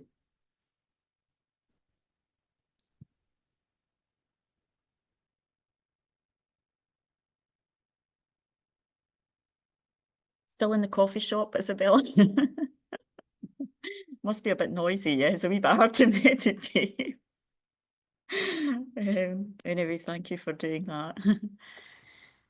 So for the next little bit, first of all, I want you to open up. I have a question, but before I ask my question, I'd like to see if Stan, you have a question. Good. Yes, thank you very much. I've been thinking since I've been reading Dharma and Muir, and the first part of everybody probably knows that's reading it. It's about guru devotion, and it started me thinking about how I seem to, in my practice, which has been for 15 years or so now, I've taken refuge, but I have yet to feel a real personal connection with any particular guru, aside from the Dalai Lama himself, which gives me so much inspiration every time I see his image or anything like that. My question is that in reading the various daily passages, that I came to fear that have I done something in a previous lifetime that has caused me not to find a guru, a personal connection in this lifetime, and purification would be solution to that. But I just wonder, you spoke of it a little bit already in our sessions today, that in the sense that perhaps we haven't found one yet. And that gives me a little bit of hope that it's just the case that I haven't offended one in a previous lifetime, and therefore I've been having difficulty finding one now. But perhaps it's just the ripening of that karma. What could you say about that to help me feel better about myself in that situation? Yeah, I mean, again, there's different levels of, I mean, according to the Lam Rim, really technically, if you hear Dharma from anyone and it benefits your mind, you could start to see them as a guru. For Mhm. Westerners, that can be maybe not so healthy, because we can start project so many things onto there. So, I mean, you've heard Dharma from many teachers, so I could say you probably have many spiritual friends, yeah? Because you've heard Mm. from many Yes, teachers, yes, and that's where you are right now. That's who have benefited your mind and brought you to where you are right now. So on a level, that's the guru guiding. I see. Even if you can't see that they're like this guru, I mean, His Holiness the Dalai Lama is definitely guiding. I mean, if you see a picture of him and inspire, that's your guru. He's all our gurus at that level. He is the Buddha. And so you could say, he's it depends. Maybe you don't have a personal connection. I haven't met His Holiness personally, but he is one of my gurus because I've taken initiations and teachings from him. Have you done that? Have you taken any initiations or kind of teachings where you feel this kind of, connection like that? Yes, mostly from Sangha.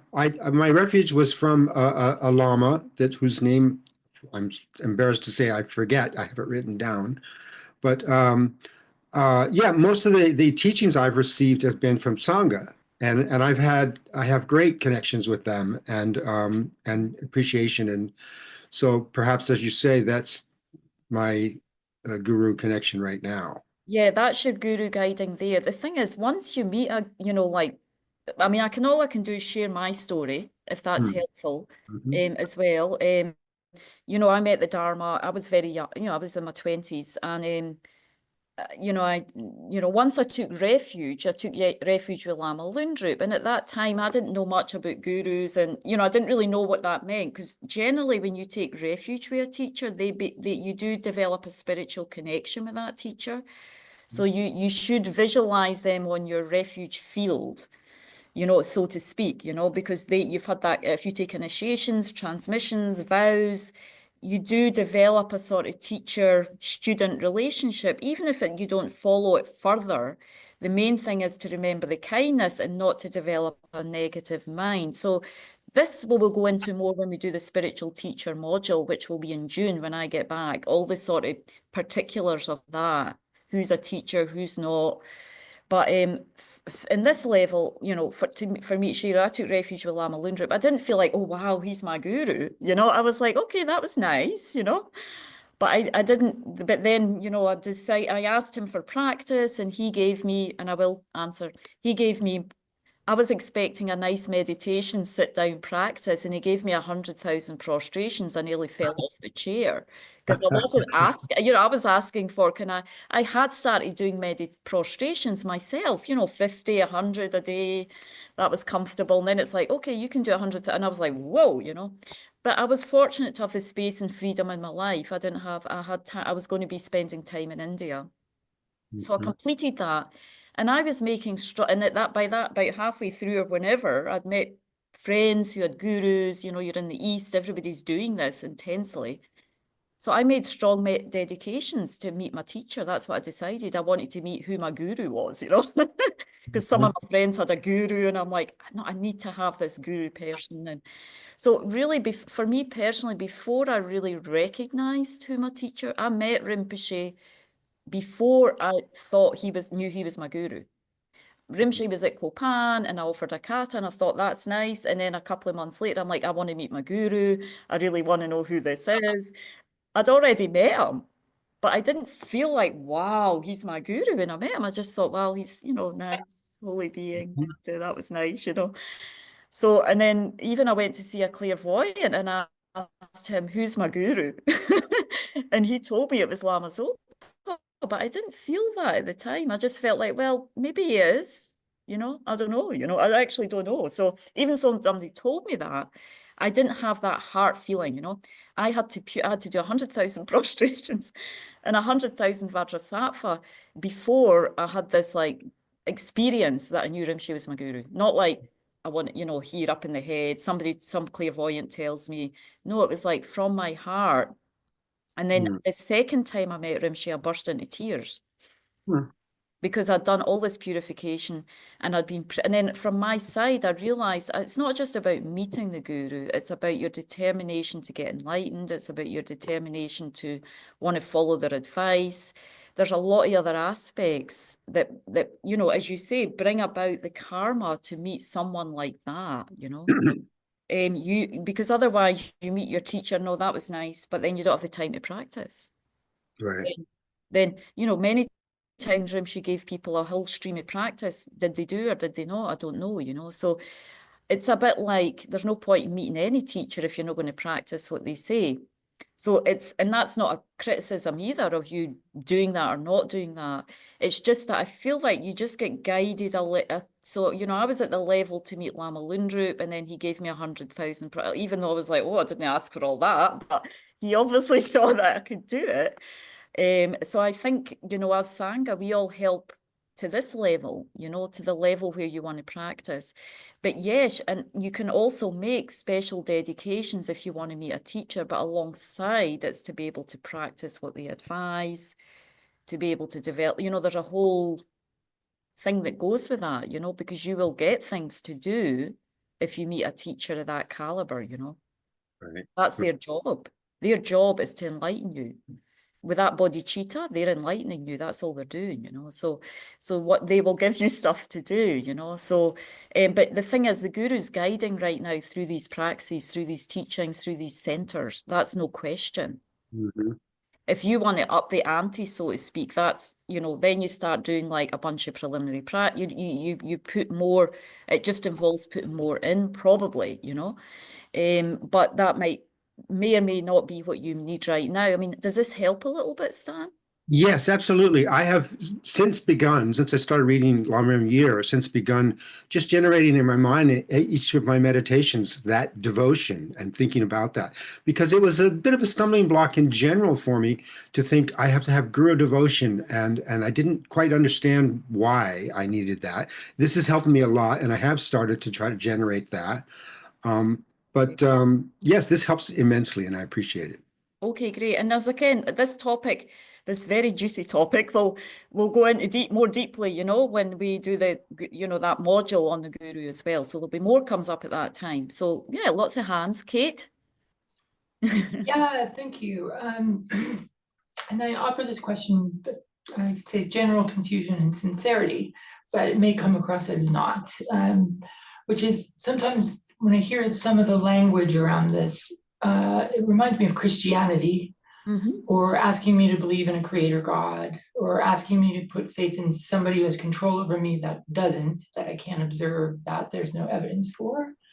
And Buddhism is something that is you could say my religion, my practice, because when it was that I was taught it, there's literally nothing that I couldn't like sit down, witness for myself, or try to see in others, or use my own mind to determine. So, and I haven't found any non-ability to discover that, except when it comes to things like visualize the Buddha in front of you, and the Buddha will do these things and send you light and other types of things. And it's, I have a neurodiverse brain, and I have a hard time not hearing things literally, and maybe it's not intended to be heard literally, but and something you said in the meditation, which is we have to let go of what's stopping us from doing it. And I could almost be like, if you ask me to visualize nothing and you give me texts of Buddhism and the Lam Rim, I'm the most devoted person in the whole universe, because I don't find anything in it that I cannot look in my mind and do it. But the second it is that you tell me, visualize this thing that doesn't exist, I just like, I don't want to say angry, but it's very close to feeling that way. And I reckon with it by sort of saying, I am not confused about who my people are, what my path is, what leads to happiness. I don't know I can continue practicing it this way. And I don't know, like I said, you could see, I'm not doing this in anything but genuine question.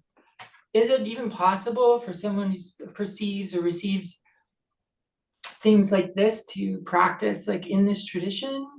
Or is it something where I should just go practice with people who don't do visualizations and other types of things?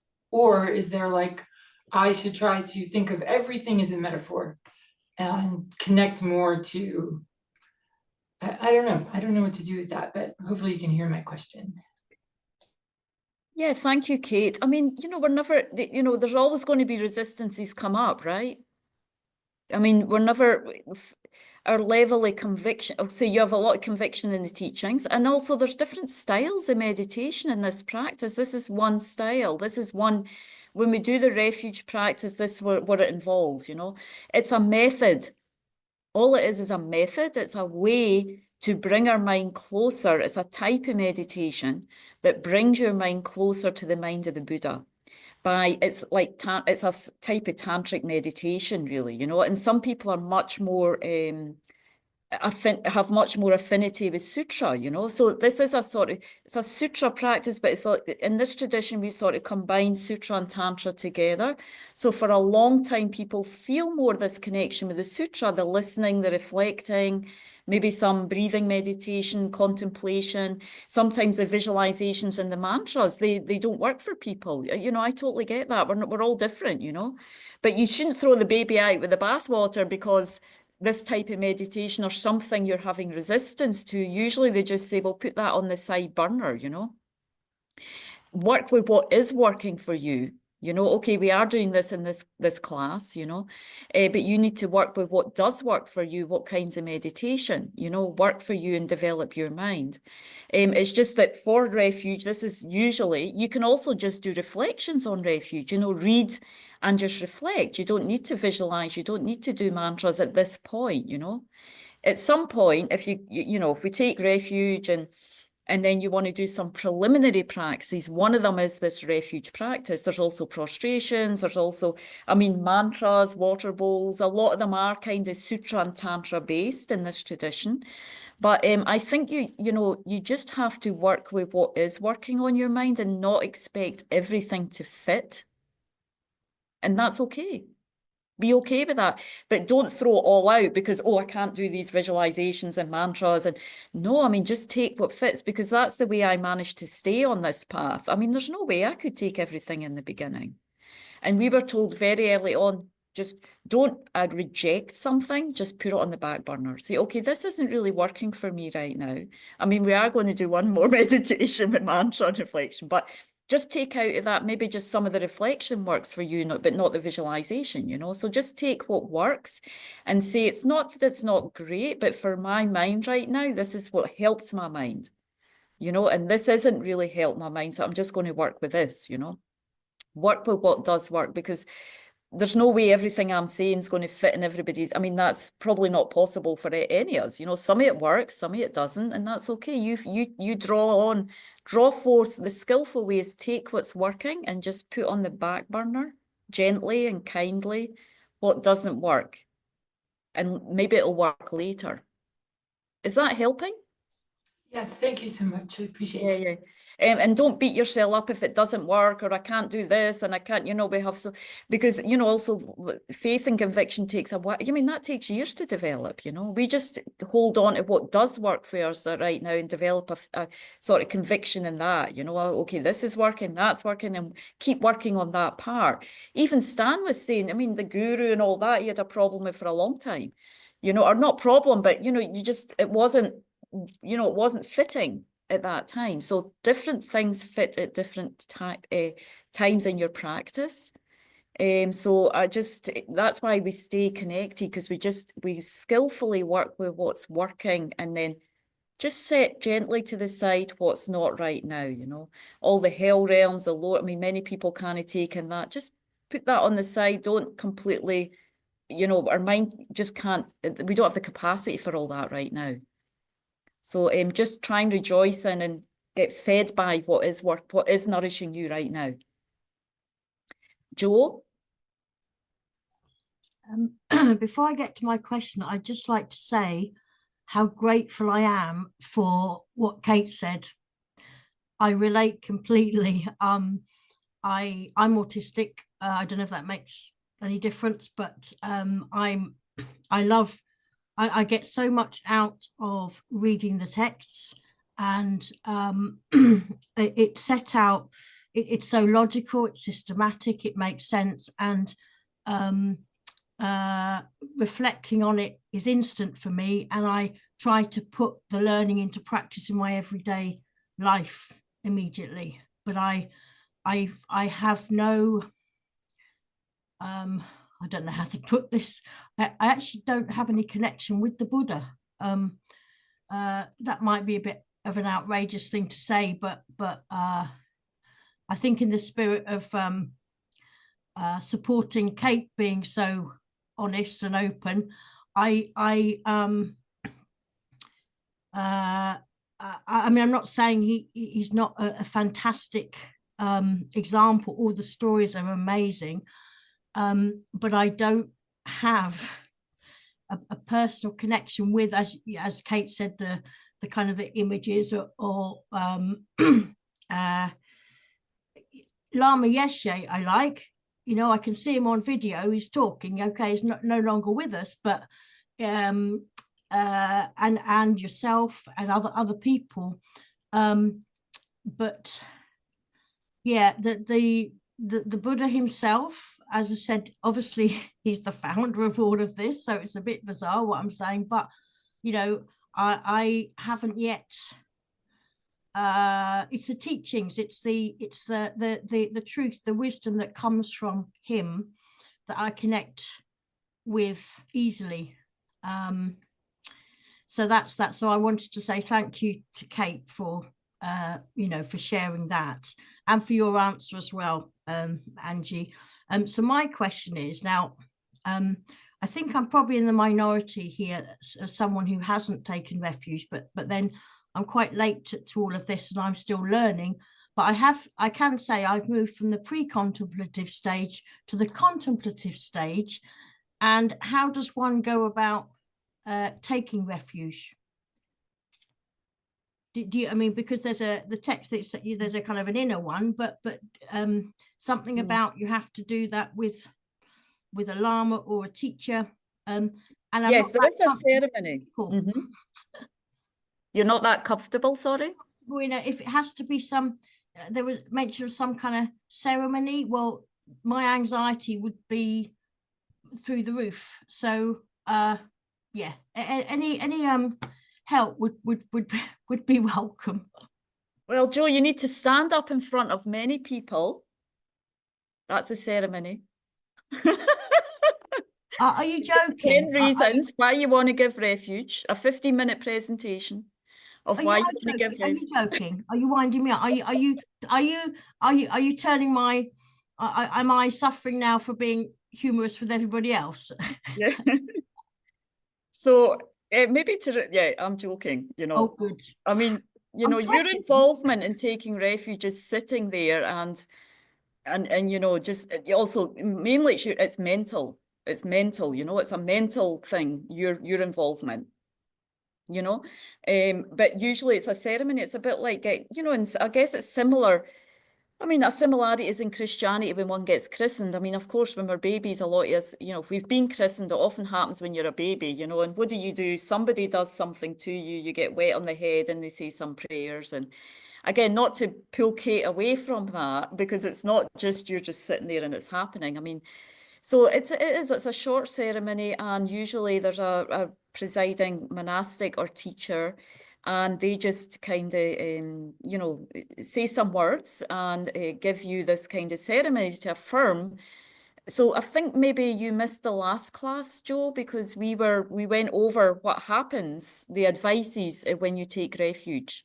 Well, not the No, I ceremony was at the itself. last class. Maybe I blocked that out. Maybe it sounded too scary and I blocked it out. I was at the last class. Oh, for some reason I didn't. I sort of missed that. I thought you weren't there because I did leave early. Oh, you left early. Okay, maybe that's it. You snuck it in after I left. Yeah, maybe that's what happened, because I think I saw everyone at the end and maybe I missed you at the end. So anyway, there are some advices in that classes for what you think when you take refuge, but basically taking refuge, you know, on a basic level, it's when you take the ceremony, you've just, and as you're saying, Joe, okay, I mean, none of us have met the actual Buddha. It's not so much the person itself, it's the qualities that's embodied in the mind of a Buddha, yeah? That's what we're studying about. That's what we have the aspiration towards. So when you do these practices of visualizing the Buddha, you know, even if you didn't want to you want to visualize the sun or think about the sun or think about the texts, maybe you want to visualize the text and get some blessing for the text. I do feel the energy. It's just him as a being. Yeah. So because really the purposes of these practices, first of all, when you visualize, because there's many Tara, medicine Buddha, and it's a method. It's like a medication for your mind. By just visualizing or thinking about them, it creates this seed. The psychology of it is, the science of it is that by, you know, we can see when we look at news and adverts, I mean, you feel like it fills your mind with junk, yeah? Like this car and this bag and this, we feel it's like junk for the mind, you know, like when we watch too much of that. So similarly, you look at an image of a Buddha, you think about the Buddha just for a minute, you see when we see a Buddha statue, yeah, in someone's garden, you know, we might not be sitting there, oh, I'm totally devoted, but there's a feeling, there's something that affects your mind in a certain way, and that's all we're doing in visualization, or having the picture, allowing it to impact, just without even any faith or any we see many people in society, they like the image of a Buddha. They're not sitting there with their palms together thinking he's a great being, but they can feel there's something coming from that. So that's kind of what the methodology is in these visualizations. There's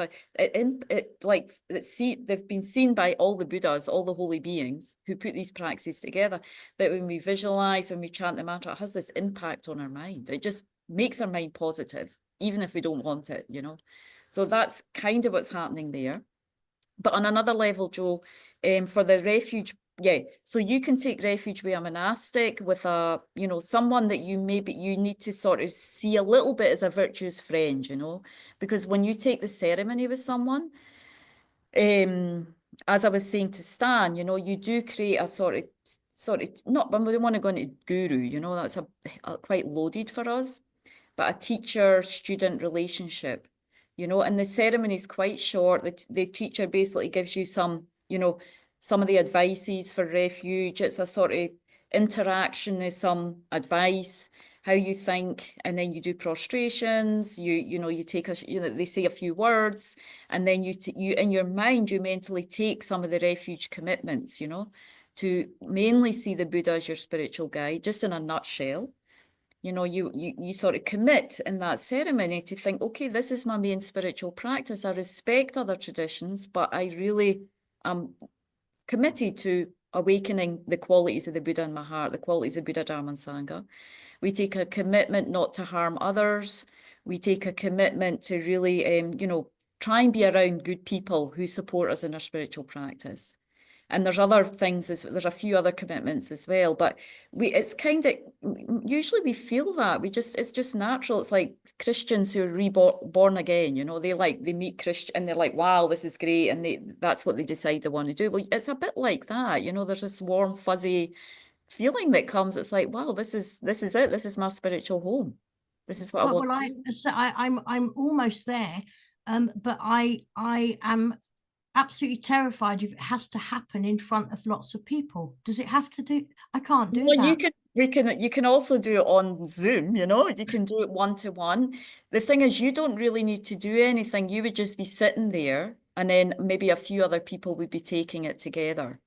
And then your engagement is just mentally, you know, like feeling that I want to do this and making a commitment mentally to what it means to become a Buddhist, you know, a commitment to your practice, a commitment to developing those qualities in your mind, you know. So that's the main thing you would do. And then you receive you receive the ceremony for your teacher. Does that help a little bit? You're not having to display yourself, or apart from being, again, it depends on what context it's going to happen. You know, it can happen in different contexts. It could happen one-to-one online. It can happen in the context of a retreat when there's a few people. It can happen in different scenarios. That's probably the two main scenarios, actually. Yeah. Okay. As I said, I mean, the reason I'm taking time is because obviously I want to be able to make sure I can commit and follow it. You know, it's a serious thing, isn't it? It's a very serious thing. But as I said, the other thing is I although I joke a lot, that's to hide my anxiety a lot of the time. So, and this is why Zoom suits me, because being in a physical space with people is quite challenging. So it can be done on Zoom. It can be done on Zoom as well. Yeah, definitely. Okay, I'll maybe chat to you about that again. You know, maybe via email or something. But thank you for your time. Thank you for taking the time to to help and to explain. Ladan? Yes, thank you. I have a question about taking refuge. It's been like 13 years ago. I had possibility to take refuge because I used to go to a Pure Land Buddhist Center, the Amitabha Pure Land Buddhist Center, and I just read a little bit like Prajnaparamita and some sutras and some meditation, but not retreat with this center. And then one day they said, "Oh, tomorrow we have the taking refuge ceremony. If you feel like that, you come." And I went and I took refuge with this center, and it's like Amitabha Land Pure Land Center. And then because it was very far, I didn't go every time, and I used to listen to the Dharma talk that the venerable of the center used to give, and I kind of liked it. But after that, like with FPMT, I didn't take like ceremony of refuge, and I wanted to know how does it work, because it's not. Is it I need to do purification, or I need to do another refuge with another, like with FPMT center? I No, you wanted. don't need to. I mean, you have taken refuge, Ladan. You don't need to take it again. You've definitely taken refuge. I mean, with the Buddha, Dharma, and Sangha, with a qualified teacher, someone who can transmit that. So you have taken refuge. You don't need to do it again in FPMT. So once you've taken refuge, you hold that, those sort of commitments you take at that time, and that's fine. It's not necessary to take it again. However, when you're with another teacher and you feel maybe you want to create a connection with that teacher or renew your refuge, you can always keep taking it. So you can take it again, but you don't need to take it again. Oh, But when okay. you're in the presence of another teacher, you can, especially somebody you feel maybe a connection where you feel, I want to take it again and just refresh, and Yeah. you can do that. But you have taken refuge already, so you can be assured of that. Yeah. Okay. Thank you. Asha? Thank you, Venerable. My question is, I didn't grow up learning Buddhism. However, in the last 2-3 years, I've started gaining interest after dabbling into some other spiritual practices, because I feel like I can relate to this. This is something practical I can learn, and I can just immediately apply that in my day-to-day life. And I'm probably trying to go ahead of myself. I'm like, oh, I want to learn this and I want to learn this. But I think it's just causing so much confusion and so much of haphazardness. Like, I feel like I have no path. And I would love to have a path. I'm the person who likes a structure and, but I'm like, listening to this YouTube and going to that website Yes. and going, it's Yeah. just so confusing. But I ran into this Ocean of Compassion Center in Campbell. I'm so fortunate. So I started going there and I ran into this program. So this is my first class, but we are already on the 7th module. I haven't taken all on YouTube, but I want to. What would you tell me? I have the desire, I want to learn it, but I'm so confused how to do it. It depends on your background. I mean, you can still engage. I mean, it's definitely good to go through, like, there's so many traditions of Buddhism. I mean, we're very Yeah. fortunate. We have a lot available, but Yes. it can get overwhelming. So it's kind of like tuning in to the teachers, the teachings that really work for you. In the beginning, it's good to do a bit of shopping, but if we keep doing that, it's just more clutter, Yeah. almost, So it's just this process of thinning it down and tuning in, to what works for you. And definitely in this tradition, the Lam Rim is what we study and practice all the time, and certainly discovering Buddhism gives you a really good program of like how you go through the path. And of course, 25, 30 years in, we're always studying and practicing the Lam Rim. We're just deepening that all the time, alongside some practice of Tantra when we're ready. And even, as I was saying to Kate, at this level, a little bit visualization and mantra, we bring that in already because they support each other, on the path, so a little bit Sutra and Tantra is supportive. So we already bring them in the Discovering Buddhism. So I think, you can certainly come in and join. Maybe you want to try the next module, and see how you feel. And if you feel like it's too far on for you, then we can maybe discuss again. And there might be somewhere else where you could fit in where it started. I know 2 or 3 of our centres in this area were all on a similar. We're all on around these modules, in the middle here. Yeah. In this area, so. I think the thing is, if you start now and you just carry on, the module will restart again and you'll get the beginning part. But we always kind of go over what we've done and keep rehashing a little bit what we've done and then going through the next module. So I think just try, if you want to try it out and see where you go with these next few classes, and see if you feel like you are getting enough from your knowledge base already to start in at this point. Okay, so not having taken the previous modules is still okay. I mean, I know Yeah. they are on YouTube. I could maybe try to take them. It's a lot to go on both at the same time. I think maybe Yeah. try the next class we're doing, it starts with establishing a daily practice. So maybe you want to try that and just see how that goes for you. Okay, sounds does that good. help? Try Yes. that for now, and I will, see if there's something else. But I just know all the other centers, I think Sechen Ling, are also quite about halfway through the modules, in this time zone. We're all in a similar place with the modules. So maybe just try and see if it's working for you at this point. Okay, I will do that. Thank you, Okay. Venerable. Okay, so thank you for your questions. That was good. Any other questions or comments before we do the last part of the practice? I did want maybe I did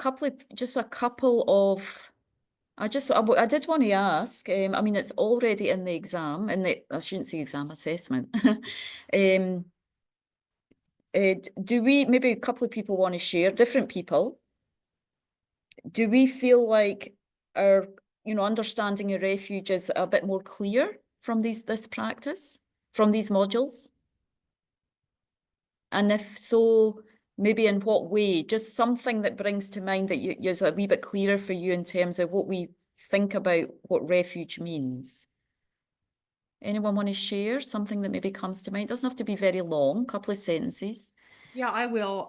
I know for me, the clarity is allowing me to practice taking refuge throughout my day. It's not just like I do it in the morning and I do it at the end of the day.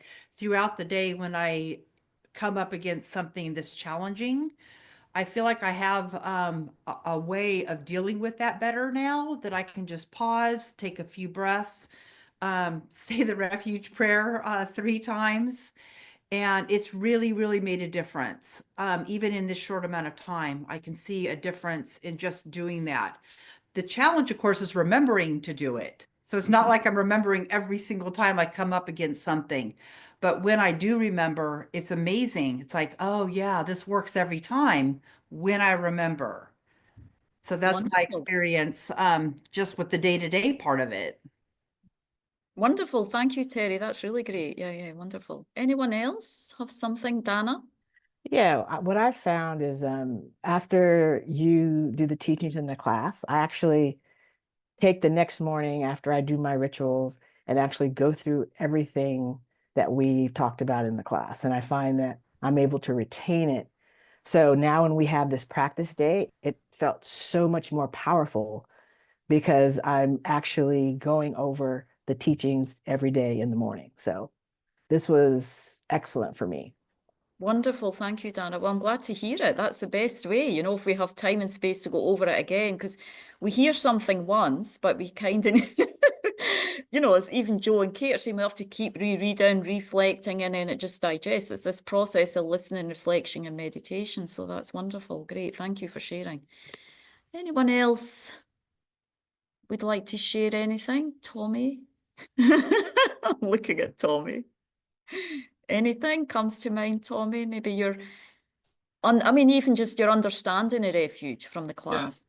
Yeah, I really didn't know anything. So it's going from kind of zero knowledge about what taking refuge meant to having a pretty close idea, I think, of what it means. That's kind of where I went. So so extremely helpful for me.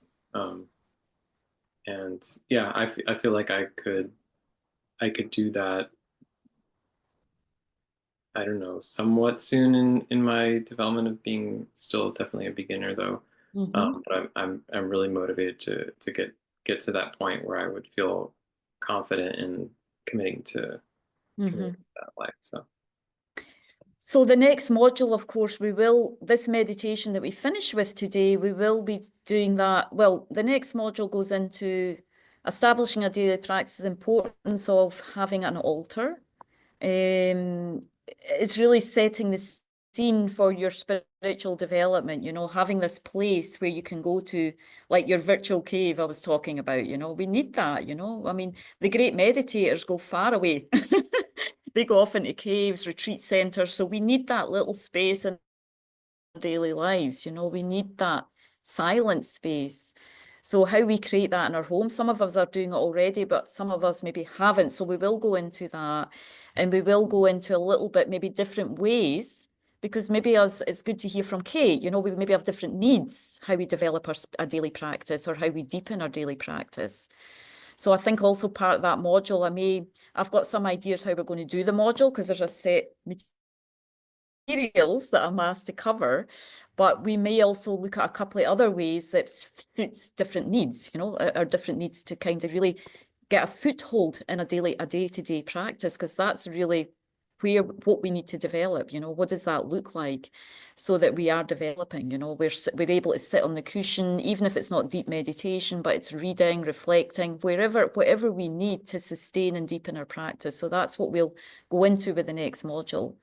Because we always need that. We always need some sort of deepening in our practice, we can't keep all this just on the intellectual level, it needs to digest down into the heart, into our experience. So hopefully we'll be able to work on that a bit more in the next module, to help everyone get a little, feel like we've taken a few steps more into our sitting practice, and be able to hold it a little bit more as well, because it's starting a daily practice.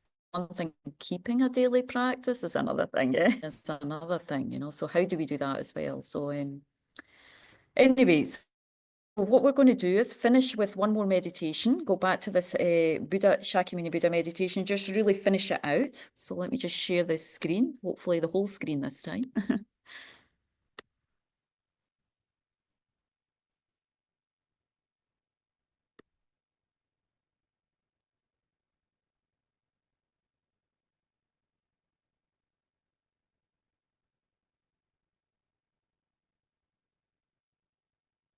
Okay, so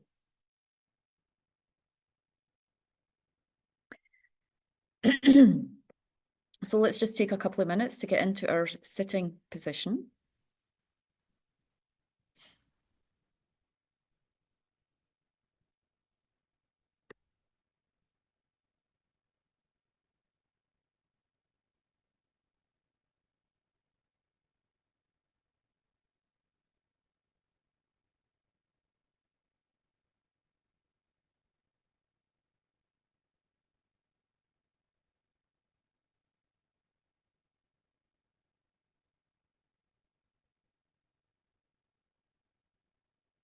So whether we're at the level of feeling comfortable with visualization, if we're not, the main thing is with these practices is to try and feel the presence, this enlightened energy around us, in front of us, around us, even in us, especially in our heart. Feeling this inspiring, enlightened energy.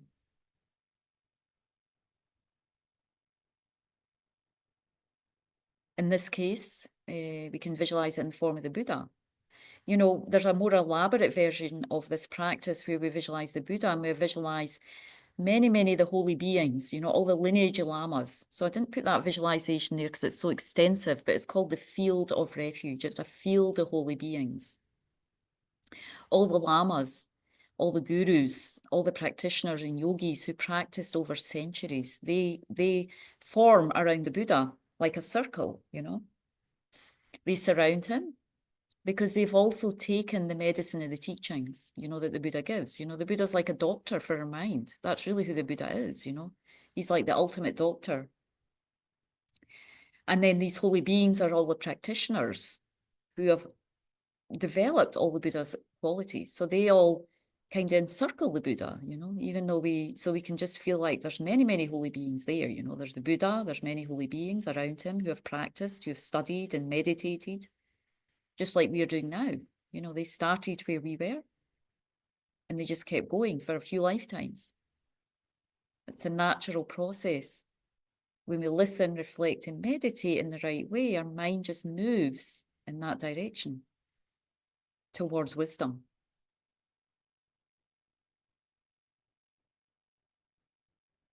So we take refuge, you know, in the qualities of the Buddha's mind, you know, that's what we want to develop.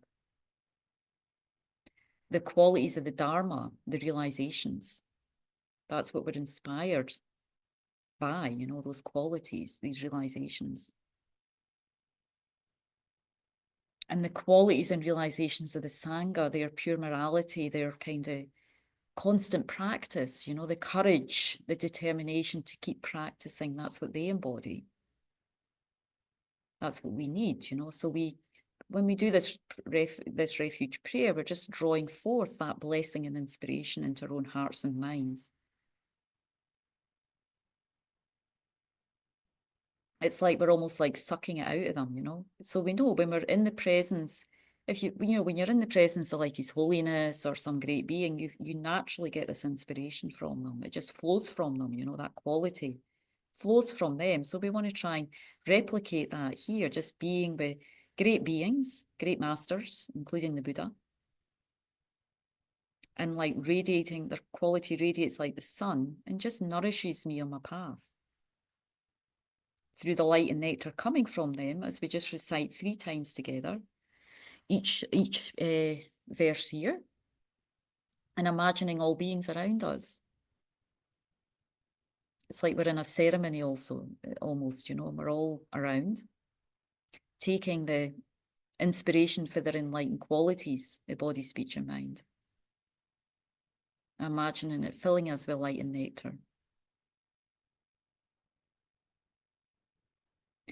Namo Gurube, Namo Buddhaya, Namo Dharmaya, Namo Sangaya, Namo Gurube, Namo Buddhaya, Namo Dharmaya, Namo Sangaya, Namo Gurube, Namo Buddhaya, Namo Dharmaya, Namo Sangaya.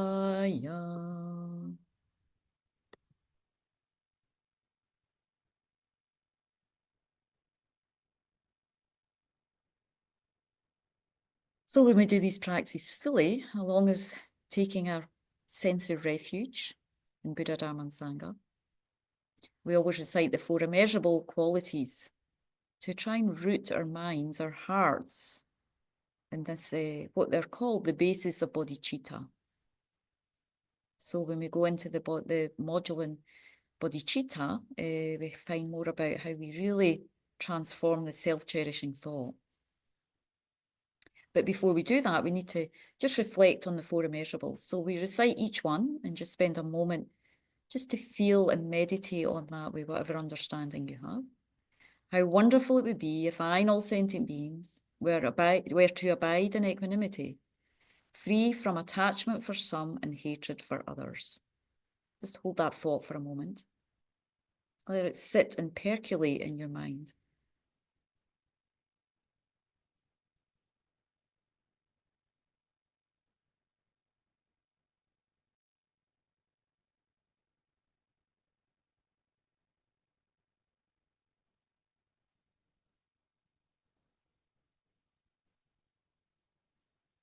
In the thought of immeasurable love. How wonderful it would be if I and all sentient beings had happiness in the cause of happiness. So wishing this for ourselves and for all beings, especially just sending that thought to those who we are challenged by. May they be happy. May they have the causes of happiness, morality, generosity, patience.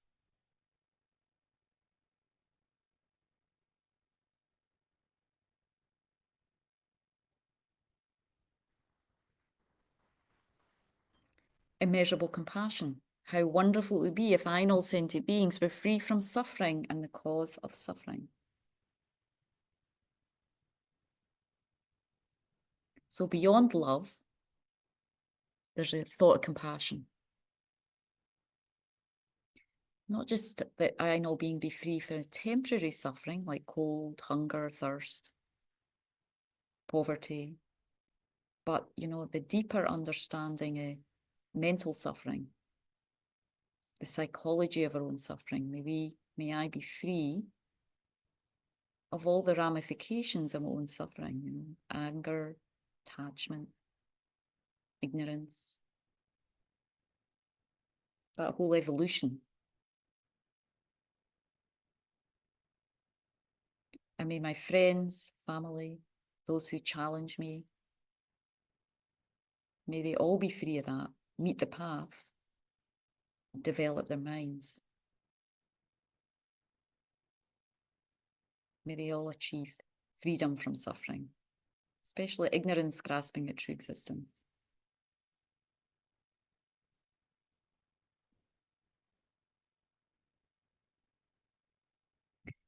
And how immeasurable joy, how wonderful it would be if I and all sentient beings were never separated from the bliss of high rebirth and liberation.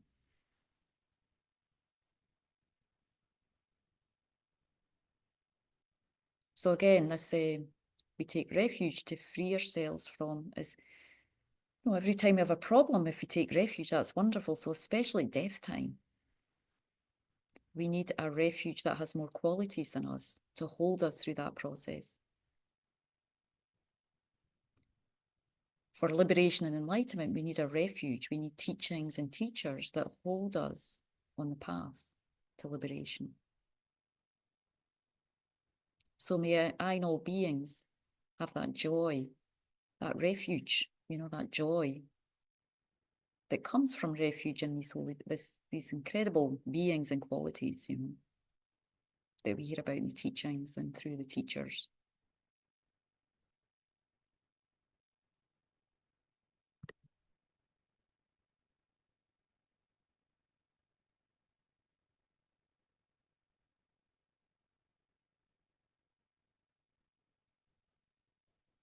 So as part of this practice, to help our minds open to receive the wisdom of the Buddha, the blessing of the Buddha, we need to practice generosity. Every time we're generous, our mind opens towards others. So here we visualize a mandala. It's like a pure place. As it says here, a pure land. So when our mind's purified, everything's kind of clean, you know, clear, like light. Buddhas abide in pure places with extensive enjoyments, lights and flowers and you know, everything around is just blissful, you know. So we try and imagine offering like maybe like our favorite park, our most delicious food, something that we think is blissful for us, enjoyable. We offer that mentally. It creates this environment for us to be able to receive the blessings of the Buddhas by offering, opening up. So that's kind of the essence of the mandala, offering something that we enjoy, you know, some things that we're attached to, possessions, friends, family, enjoyments. We imagine just filling the sky and offering as we chant the prayer. Ajibogi Joshimedo Tramrira Blingshi Nyede Gyambadi Sange Jindu Mete Warye Drogun Namdag Jinga Choparsho. This ground anointed with perfume, strewn with flowers, adorned with Mount Meru, the four continents, the sun and the moon. I imagine there's a Buddha land and offer it. May all transmigratory beings enjoy this pure land. Yiram Guru Ratna Mandala Kamneyatayami. So part of our practice is making a request. You know, we want our mind to transform. So this is one of the requesting prayers. Basically, we're just asking for our mind to turn into the Dharma, to change into the realizations of the path, to transform into virtue and goodness. Holy body created by 10 million excellent virtues. Holy speech fulfilling the hopes of infinite transmigratory beings. Holy mind seeing all objects of knowledge just as they are. To the principles of the Shakyas, I make requests. So we can ask for things when we do our practice, you know. So the main things we want is our inner transformation, yeah. So that's really what we're asking for there. By doing these practices, these prayers, these meditations, by listening, reflecting and meditating, may my mind really transform into Dharma, into virtue. And to support that, we chant again the mantra. So every mantra in this tradition embodies the whole path to enlightenment, whether it's Chenrezig mantra, Medicine Buddha, Tara. They have this quality and ability to transform the mind into virtue. So we just try it out, you know, through the sound, through the syllables. There's some sort of ability to transform the mind. So we visualize again light and nectar coming. Taita Om Muni, Muni Mahamuni Soha. Here, we're transforming our mind into refuge, particularly, you know, this kind of refuge, strong, that deeper level of faith and conviction in the Buddha's teachings. As we study, reflect and meditate, may my conviction in my own Buddha nature, my conviction in the qualities of Buddha, Dharma and Sangha, and for me to get there, may that deepen and grow within me and in all beings. The deeper that grows, the more joy, the more fulfillment we have in our lives. It directs our lives very positively, wholesomely. It guards us, refuge guards us from harm, external harm. It supports us through the lifetimes up to enlightenment. So just feeling all those benefits as we chant the mantra. Tayada Om Mine Mine Maha Minaye Soha. Tayada Om Mine Mine Maha Minaye Soha. Tayada Om Mine Mine Maha Minaye Soha. Tayada Om Mine Mine Maha Minaye Soha. Tayada Om Mine Mine Maha Minaye Soha. Tayada Om Mine Mine Maha Minaye Soha. Tayada Om Mine Mine Maha Minaye Soha. Tayada Om Mine Mine Maha Minaye Soha. Tayada Om Mine Mine Maha Minaye Soha. Tayada Om Mine Mine Maha Minaye Soha.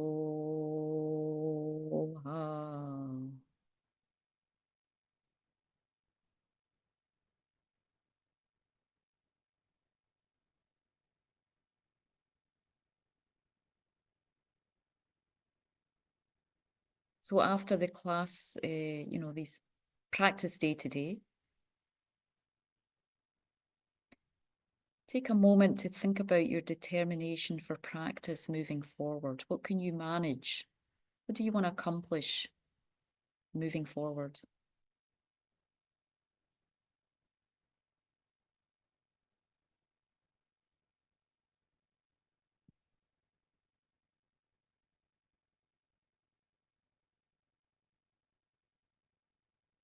make that request to the Buddha to hold and protect you in that aim, you know, in that goal.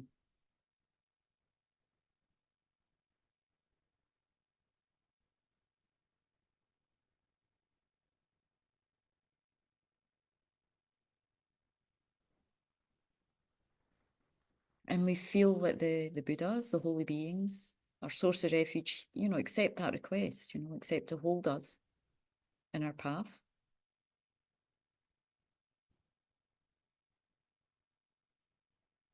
Then the Buddha slowly dissolves into a small ball of radiant golden light.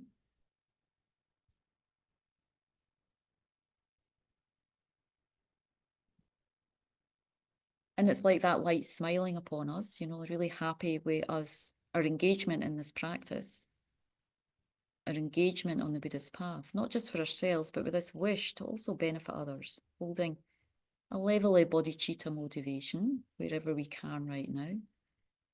We want to develop ourselves to benefit others too.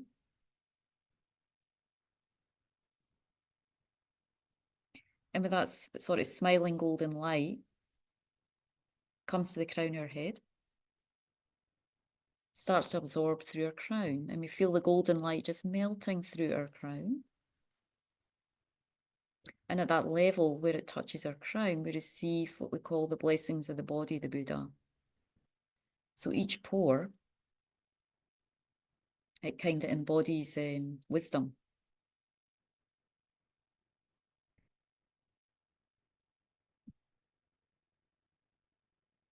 So at that level of the crown, our crown gets filled with golden light and the wisdom of the Buddha.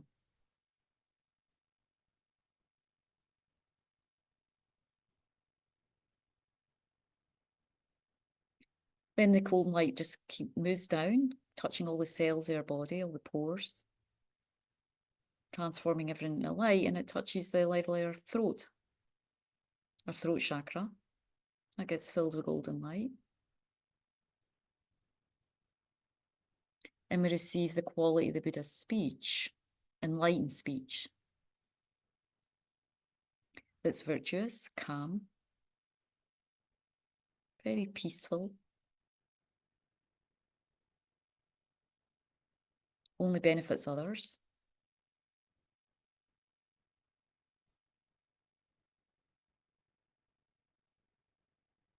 So just feel that that our throat chakra gets blessed with that kind of quality, that kind of power of speech, you know, through the golden light.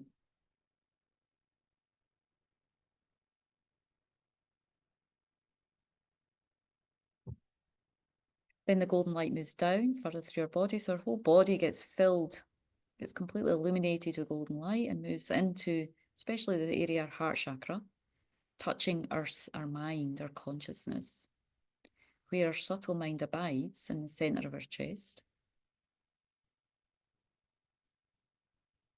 And again, that gets sort of sparked and woken up.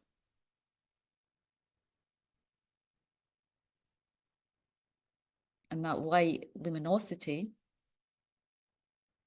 like lighting a flame, you know, but the flame just fills our whole body. So our whole body becomes like this flame, you know, flame of light and wisdom. And we just rest in that space and being kind of spacious, our whole body in light luminosity.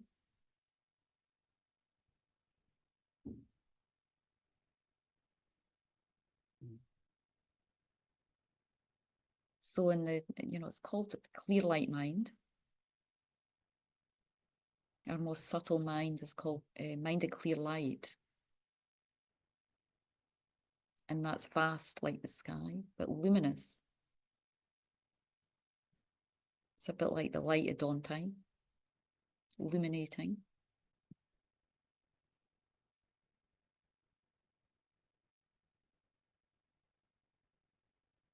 That is the space of emptiness. A space when our wisdom can fully function. A space where we have the time to recognize the empty nature of consciousness. our ultimate nature, where there is no I, no action, no object, just clean, clear luminosity and space. This is me. This is my ultimate refuge.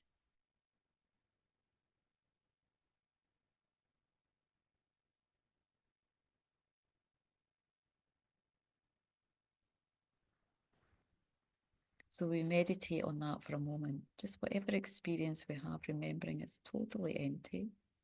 There's no I appearing. It's like the sky. And it's fully functioning wisdom.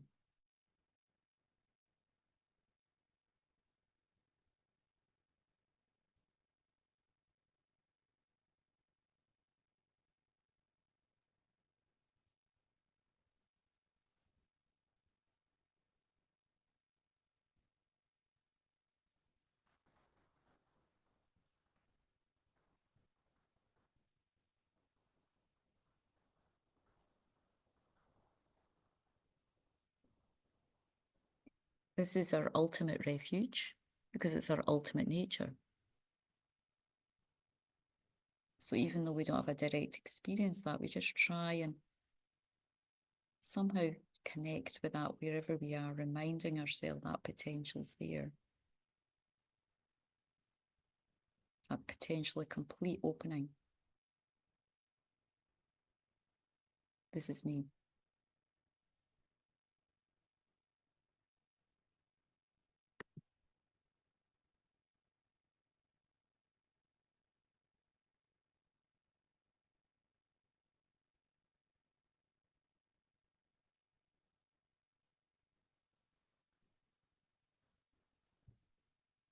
And in that space, dedicating all the positive energy this morning, the past 3 hours,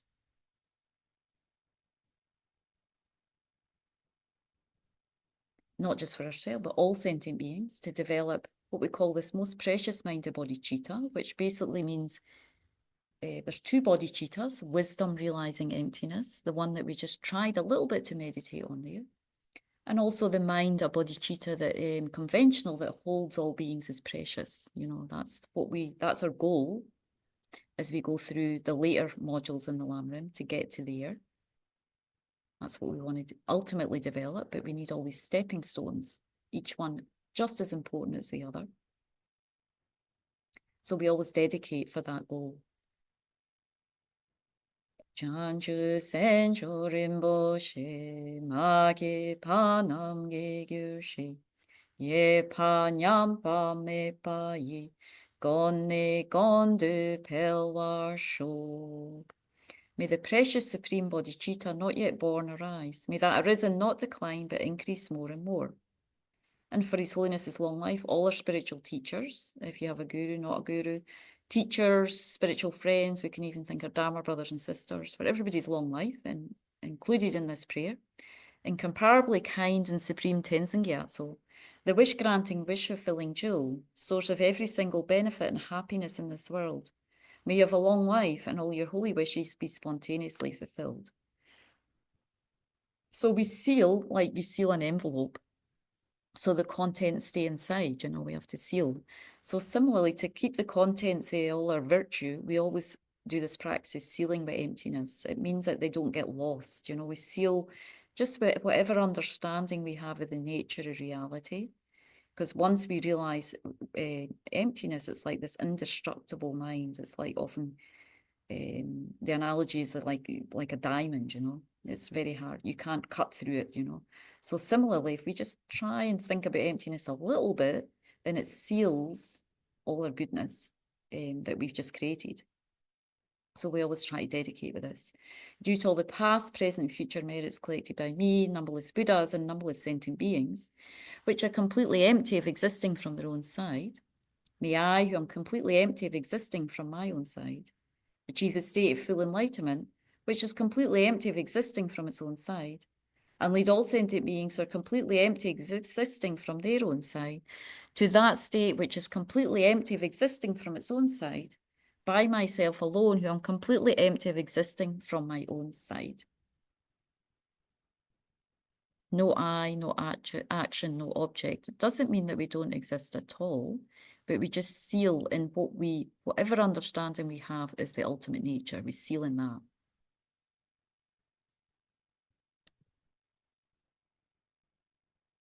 Okay, thank you so much for joining. And yeah, maybe see you in 2-3 days, 3 days. Yes, there's See no you again. rest for the wicked, is there? You're not getting a rest for me either, you know. Thank you, Venerable Angie, and thank you, so Isabella. much. Thank you, everybody. Thank you, so Venerable much. Angie. And Thank the you, only thing I Urs. wanted Thank you, to say Isabella. as well is just to make, just to say, you know, especially for us first time hearing the Dharma, resistance is fine, you know. Resistance is fine. Difficult emotions coming up, stuff you can't accept, that's okay. You know, we just either move through it or we put it on the back burner for a while. You know, I want it, you know, we don't always say, oh, it's great, wonderful, You can say what's hard too. And I'm glad that you did bring that up, Kate and Joe. And not that we get completely stuck and landed and drown in that. We just bring it up and put it on the side burner and kind of move forward with what is working. That's really important. I want to keep stressing that, you know, because that's where you don't lose things, you know, where you don't benefit yourself by getting stuck in that. But it's good we need to discuss these things and, you know, figure it out, you know. And not feel bad about it, because I think for me, if I struggle with something, I keep it in, it becomes bigger perhaps than it needs to be, and it's out now. Yes. And it's yeah. And, you know, never know, it can change anyway, you know, things change, you know, things change. And yeah, not as Westerners, not to feel bad because we're not getting it or we don't believe it or we don't have faith in it or it doesn't work for us. It's just like, okay, that's not working. Put that to the side and move with what is working. That's really important to do that. Okay, enjoy the rest of your day or evening. May it be the case for us Scottish ones. Okay, thank you so much. Thank you, Isabella. Thank you, Isabella. Thank you, everyone. Thanks. Bye.